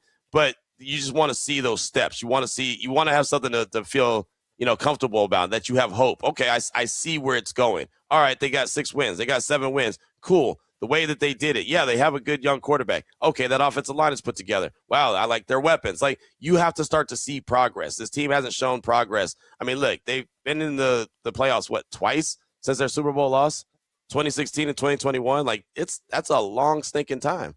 You know what I mean? So they've got to find a way to turn this thing around, get this thing built in the right direction, and be able to have sustainability instead of just one year they're good. Like I said, 2016 they go to the playoffs, everyone's excited, but they have no Derek Carr, so they lose in the first round. 2021, somehow they found a way to get into the playoffs, and then that's done, right? It's just like you have to have something to build on, and they haven't had that. Great stuff, Q. Appreciate your time as always, man. Enjoy the rest of your afternoon out in Vegas. Yes, sir. Yes, sir. Will do. Thanks for having me on. Appreciate you. Absolutely. Q Myers, the Las Vegas Sports Network, ESPN Las Vegas, and the Raiders Radio Network. Appreciate his perspective because it's realistic while still understanding that the Raiders have done a lot right during the early portions of free agency. They got the first overall pick. Even if the Crosby deal fell through, that can, in a lot of ways, be a positive, bringing Crosby back, obviously, at the age of 28, almost 29. If they can still get some quality production out of Crosby, and I think he's set up to do just that with some of the supplements they brought in on the defensive side of the ball as well. So I've told you who I think has won and lost the NFL offseason to this point. Let's talk to somebody that's got their eyes all over the entire league. We'll talk free agency. We'll talk where it takes teams in the draft with Ryan Wilson of CBS Sports. Coming up next right here on BetMGM Game Day on Westwood One Sports. This is BetMGM Game Day nationwide on Westwood One Sports.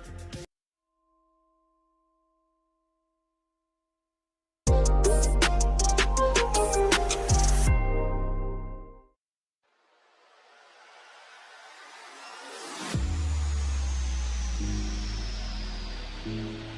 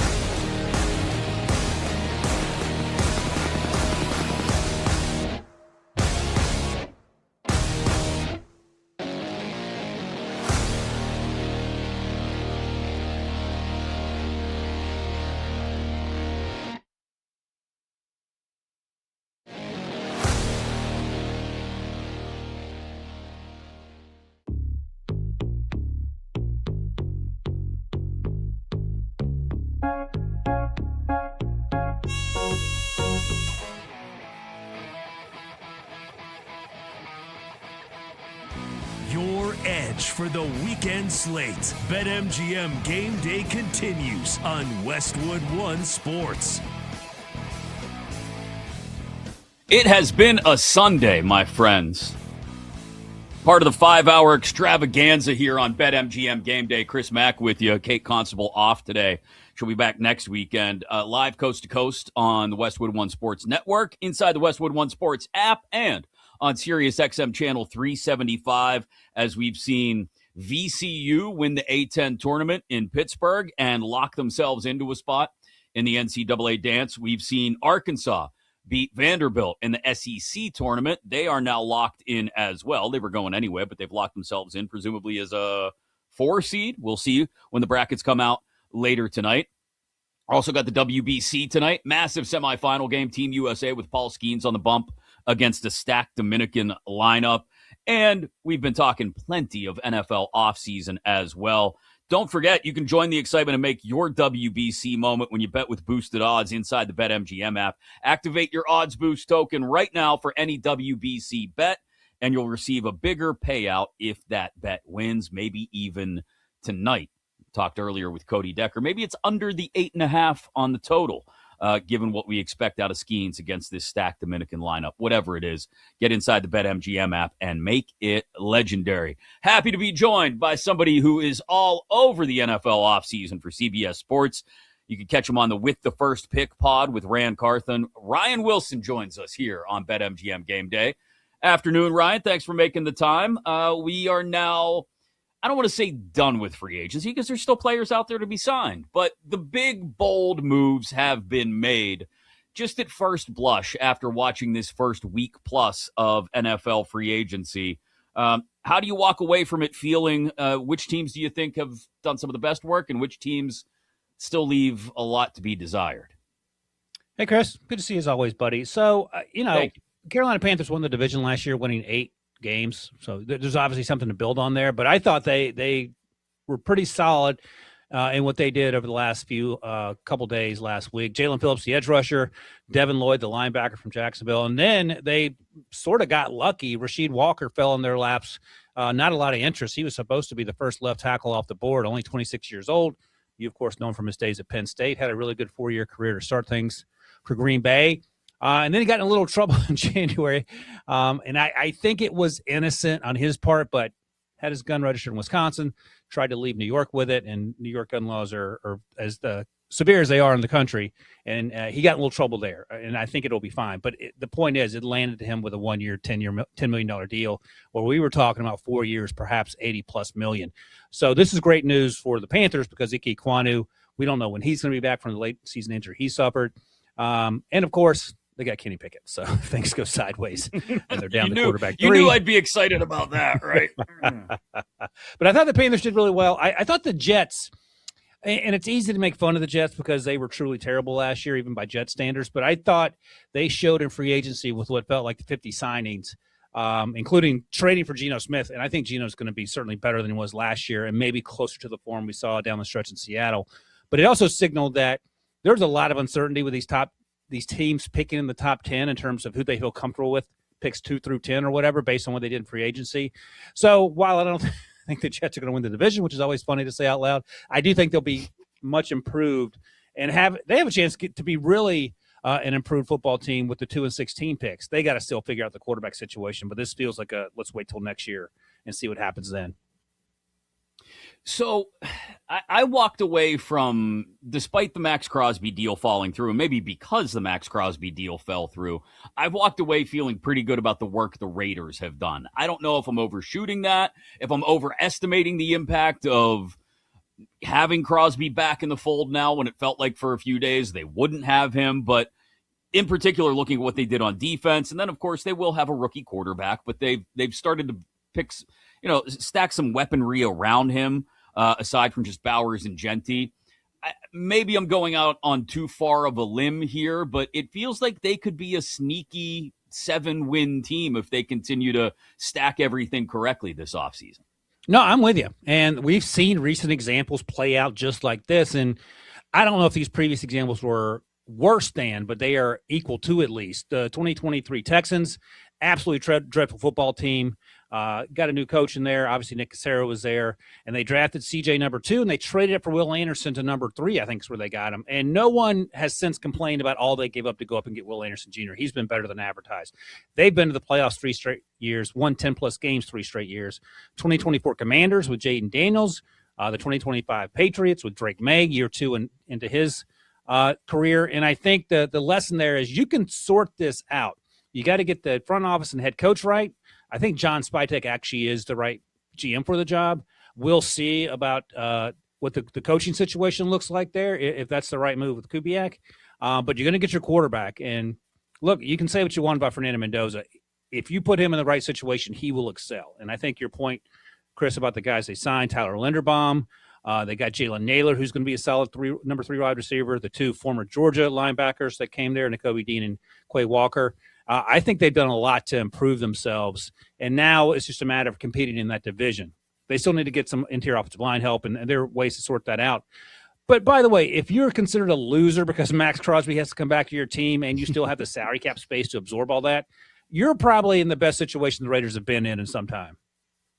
Yeah, I'm impressed with what they've done. And the other side of the Crosby deal is in Baltimore, and it feels like you can tell me all you want about how they were planning for Crosby and Hendrickson together. I still don't think I'm buying that bridge in Brooklyn.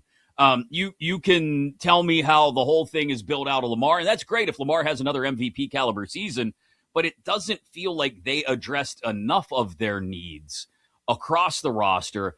I end up walking away after this first week of free agency really disappointed with what the Ravens did. I'm with you. And look, you can say what you want. I thought it was particularly funny that the GM, Eric DeCosta, said that no one was more upset about losing Max Crosby than Trey Hendrickson because of the chance to play with him. I was like, the Raiders are probably a little more upset. Maybe Max is too. Yeah. And there's no world, which you can convince me, that 8 hours after the marriage broke up, the groom is suddenly remarried, and we're all supposed to think, oh, he just found someone in 8 hours. They fell in love, and they got – come on. You don't even – just quit wasting the breath and the calories. But I'm with you. I don't think they are where they need to be either. And, the Bengals will be back with a healthy Joe Burrow. We'll see what the Steelers do. But even if the Ravens win the division somehow, I'm not sold they're going to be anything more than what they've been in recent years. And, we're a year further into Lamar Jackson not being – as high-end athletic as he's been in the past, and his contract's going to be an issue. They have a new coach. So we'll see. There are a lot of moving parts they have to sort through, and I think you're right. Initially, it felt like the Raiders got the rug pulled out from underneath them with the Max Crosby deal, but maybe in terms of looking down this a year from now, it may be best-case scenario that the Ravens did this for the Raiders' best interest, keeping Max. He's just 28. I think his knee's going to be fine, and they're building around that young quarterback. So you mentioned the Steelers there. I don't think I'm being a homer if I say this, but aside from that pesky quarterback question, which I realize is a massive one, but aside from that, I really like what the Steelers have done in the past week. And it's not just because of who they got. It's because of the types of players that they are. They are all in now with just about every acquisition, aside from maybe Jamel Dean, leaning in on physicality. Rico Dowdle, very physical back. Michael Pittman, physical wide receiver. They go out and they get Jaquan Brisker, who's an absolute hammer at safety, and get him on a great deal. Am I wrong to be high on the Steelers offseason again because they still don't have that pesky quarterback question answered? No, I like what they've done as well, and I'm a homer as well. But, I thought Kenneth Gainwell should have been a priority, but Rico Dowdle is not a bad plan B, and they got him for a couple $1 million cheaper. They lost Seumalo. He's gone to Arizona, but he was a little long in the tooth.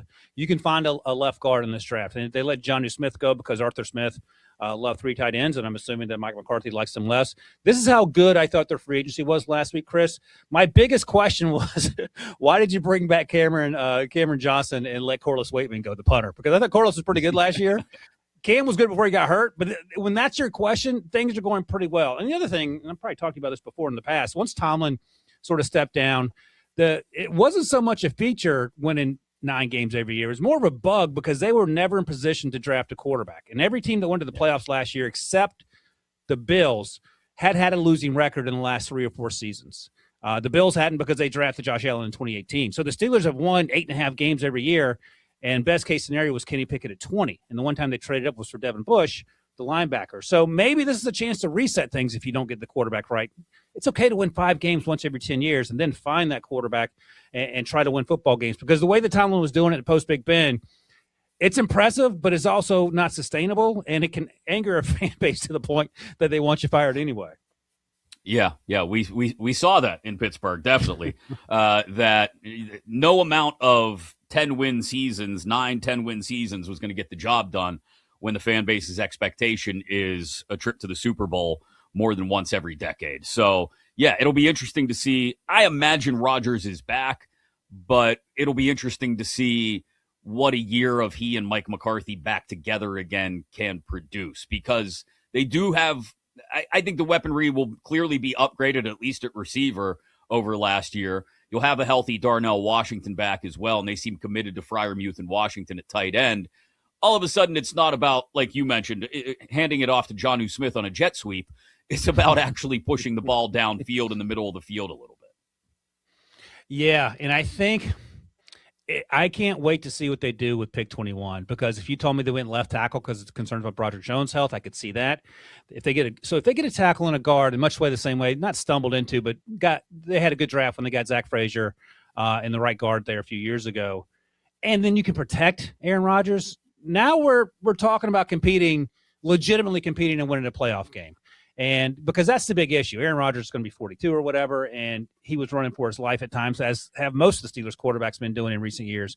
But if you can solidify those two spots and find a way to protect Rodgers with this run game, and you can be upset all you want as a Steelers fan that Mike McCarthy's 62, he still wins football games. It's not going to be the sexy young coach that you wanted that you didn't know anything about until 2 weeks ago when you read about it. It's going to be a guy who we've seen hanging out for 3 decades, but who has found ways to win. And the issue with Mike, of course, is that he struggles to win playoff games as well. But we'll cross that bridge when we get to it. I think it has a chance to exceed fans' low expectations is what I'm trying to say. I just think also Yinzer's getting to say Nate Scheelhaas all over and over again would have been, if nothing else, an entertaining part of that had it come down the pike. But like you said, it's McCarthy and probably Rodgers running it back one more time. Last thing I'll leave you with, Ryan. After looking at the first week of free agency, is there a move or maybe a set of moves by a team that you think greatly impacts the first round of the draft? For example, running backs going to places like Kansas City and New Orleans, and Jeremiah Love maybe sliding down the board in the first round. Yeah, that's an interesting one, and you would imagine you wouldn't double up after the investment in those running backs by those teams that you mentioned. So I do wonder now, are the Titans going to be interested in a Jeremiah Love at 4? Is that too rich? They made a ton of moves in the last week to make themselves better. It was hard to make themselves worse, of course. The Cleveland Browns signed everyone and their brother not named Rasheed Walker along the offensive line. So are they not going to take an offensive lineman at 6? Will they perhaps focus instead on wide receiver Carnell Tate? All the moves the Jets made on defense, they could still take Arbel Reese at number 2, but is he just going to be a developmental guy in year one, sort of a situational pass rusher? Would you take a wide receiver like Carnell Tate that high? And that seems sort of rich. So I think it's informed that what I mentioned earlier, that these top 10 teams are sort of leery of this draft class after QB1 and are sort of buffering themselves against the possibility of taking a young player that can't contribute right away. But I think the running back situation is going to be incredibly interesting. I still don't think, knowing what we know with the Saints and the Chiefs with what they did at RB last week, I don't think Jeremiah Love gets past 7 where the Commanders currently find themselves. But still, a lot can change in the next 40 days, I think, until we have the actual draft here. Absolutely. Ryan, thanks so much for the time. Appreciate your insights as always. And like you said, we're only about a little less than 6 weeks out from the draft now. Thank you, man. Good seeing you, Chris. Absolutely. Same to you. Ryan Wilson, part of the With the First Pick pod with Rand Carthen on CBS Sports. Go check it out. And just great insight on where free agency will now take us with the draft, as I mentioned, 6 weeks away in Pittsburgh, April 23rd through the 25th. Jeremiah Love is one of those names that immediately you look at and say, how's that affected? All of the movement on edge rusher pieces when this is a draft that's supposed to be pretty strong at that position. Or is it teams, as Ryan pointed out, sort of protecting themselves, buffering themselves against the possibility of overdrafting one of these players early who won't necessarily make a big contribution early on. We'll come back and update you on what's going on in college basketball. Purdue up by a couple points early, just 3.5 minutes in to the Big Ten title game in Chicago. And we'll tell you some of the best stuff we had today. It's been a fun almost 5 hours now. Our 3 stars of the day, the highlights of the day, coming up next to wrap up BetMGM Game Day on Westwood One Sports. This is BetMGM Game Day nationwide on Westwood One Sports.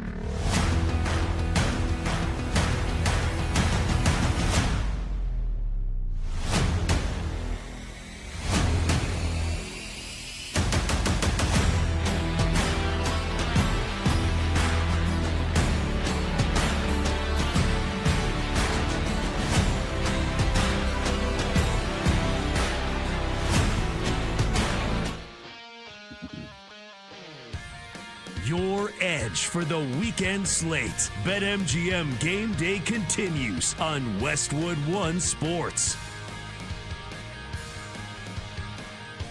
Thanks to each and every one of you who has joined us at some point during this ride we call BetMGM Game Day here on Westwood One Sports. Chris Mack with you. Kate Constable is off.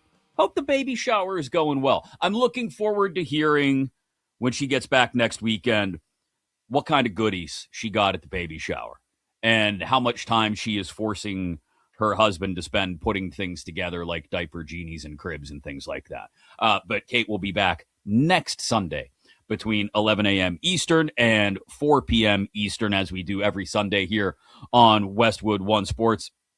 Thanks to Ryan Wilson, Q Myers, Cody Decker, Jeremy Kahn, Brad Wachtel, John Crispin, everybody who joined. Thanks, as always, to the great team behind the scenes who makes me look and sound like I know what the hell I'm doing. Max Sheedy, Grant Leader, and Zach Krull. You guys have done a fantastic job over the last 4 hours and 46 minutes. And with that, we got to get ready to wrap up the show. First, another Sunday afternoon, another red-hot nugget dropped by Mike Florio, Pro Football Talk. That sounded really disgusting, a red-hot nugget dropped by Mike Florio. This week, it's a report that the Rams were engaged in talks with the Eagles over a possible A.J. Brown deal, that Devontae Adams would have been a part of that deal. Very interesting. Obviously did not happen. But the Rams have been all in on this offseason. I'll give them credit. They've had the best offseason in the NFC, in my opinion. And you could talk to me about them having the best offseason overall so far, and I would listen.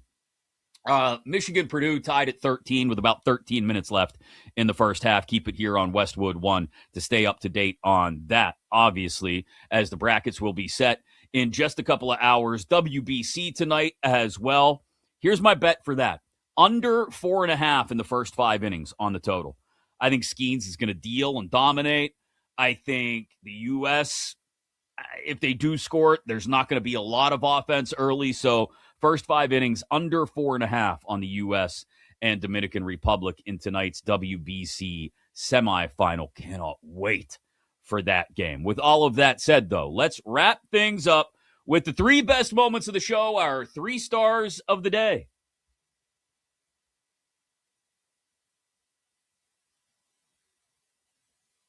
Our 3 stars of the day.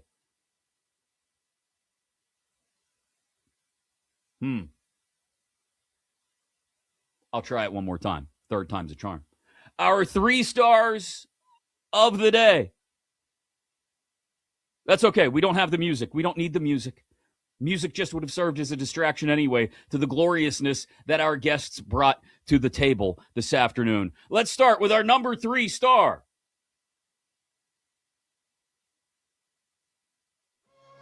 Our number 3 star.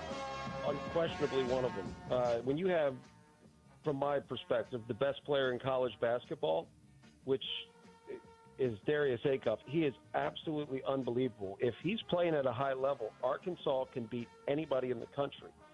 Now, yes, they don't have the 6th, 7th, 8th guy that you can really rely on, but the way they're playing and allowing Darius Acuff to play the way he wants, I think that makes him dangerous, because one of the things that John Calipari's done really well with Darius Acuff is he's done nothing, right? They don't really run a ton of stuff that you can prep for. You have to prep for personnel, and that is a great player in Darius Acuff. That was John Crispin, who will be calling the games in the 1st and 2nd round in Philly next weekend here on Westwood One, talking about Darius Acuff and the Arkansas Razorbacks as a team he likes to go deep in the NCAA tournament. Acuff, by the way, today, 30 points, 11 assists, 3 boards on 5 of 8 from beyond the arc. And John shared that before the game. Love Crispin. Love both Crispin brothers. Big fans of them from my days at Penn State. All right, number 2 star of the day.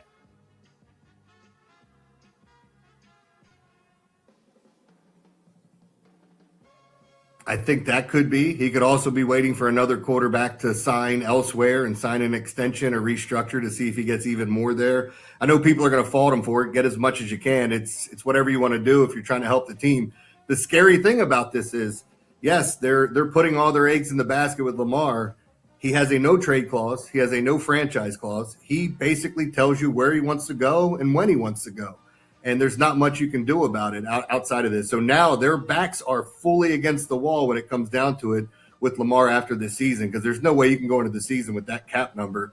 And you want to get the extension done. You want to know he's going to be here, because then it gets everything else set in place. Jeremy Kahn of the Big Bad Morning Show at 105.7 The Fan in Baltimore, talking about Lamar Jackson and the Ravens' future and just how messy things could get. And I think it could be very messy in Baltimore this year. Rookie head coach didn't address all the things they needed to necessarily in free agency. Could be another half step, full step backwards for Baltimore this year, which may make Lamar Jackson want to back his way out the door and not work on an extension. Finally, our number one star of the day.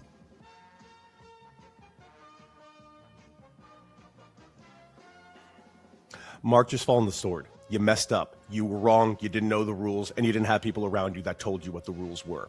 This is a you problem and everyone surrounding you problem. That being said, the fact that you were just doubling down, like, oh, no, I knew it. I was just overconfident talking to my boys. Shut up, Mark. Just fall on the sword. We all know what you did. We all know that your guys were feeling yourselves and the arrogance was a little high. We honestly forgive you for it.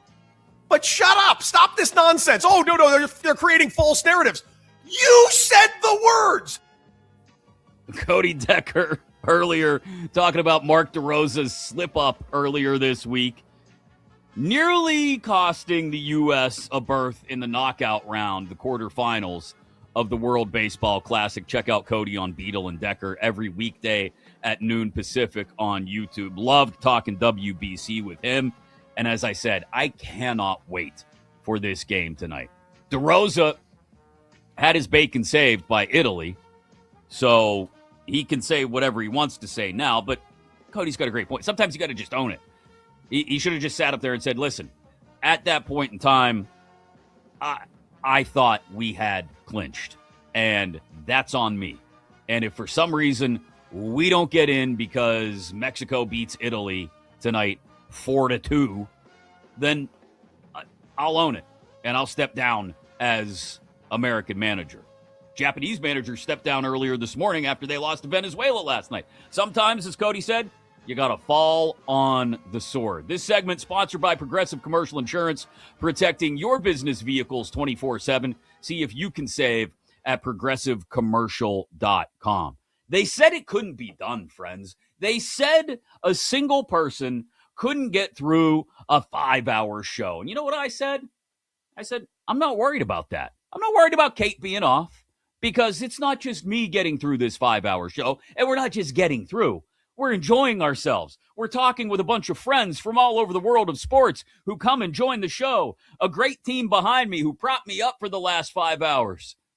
And to each and every one of you who listened, whether it was on an affiliate somewhere, thanks for the shout-outs from those of you listening in New Orleans and Buffalo and all over these grand United States and across North America. By the way, for our friends north of the 49th parallel, we got you again. We got you. The U.S. sled hockey team winning gold at the Paralympics. Over who? The Canadians. Ooh. Hell of a triple play for U.S. hockey against our friends from up north, wasn't it, this year in the Olympics? We'll be back next Sunday starting at 11 a.m. Eastern again. Thanks to each and every one of you for joining us. This has been BetMGM Game Day right here on Westwood One Sports.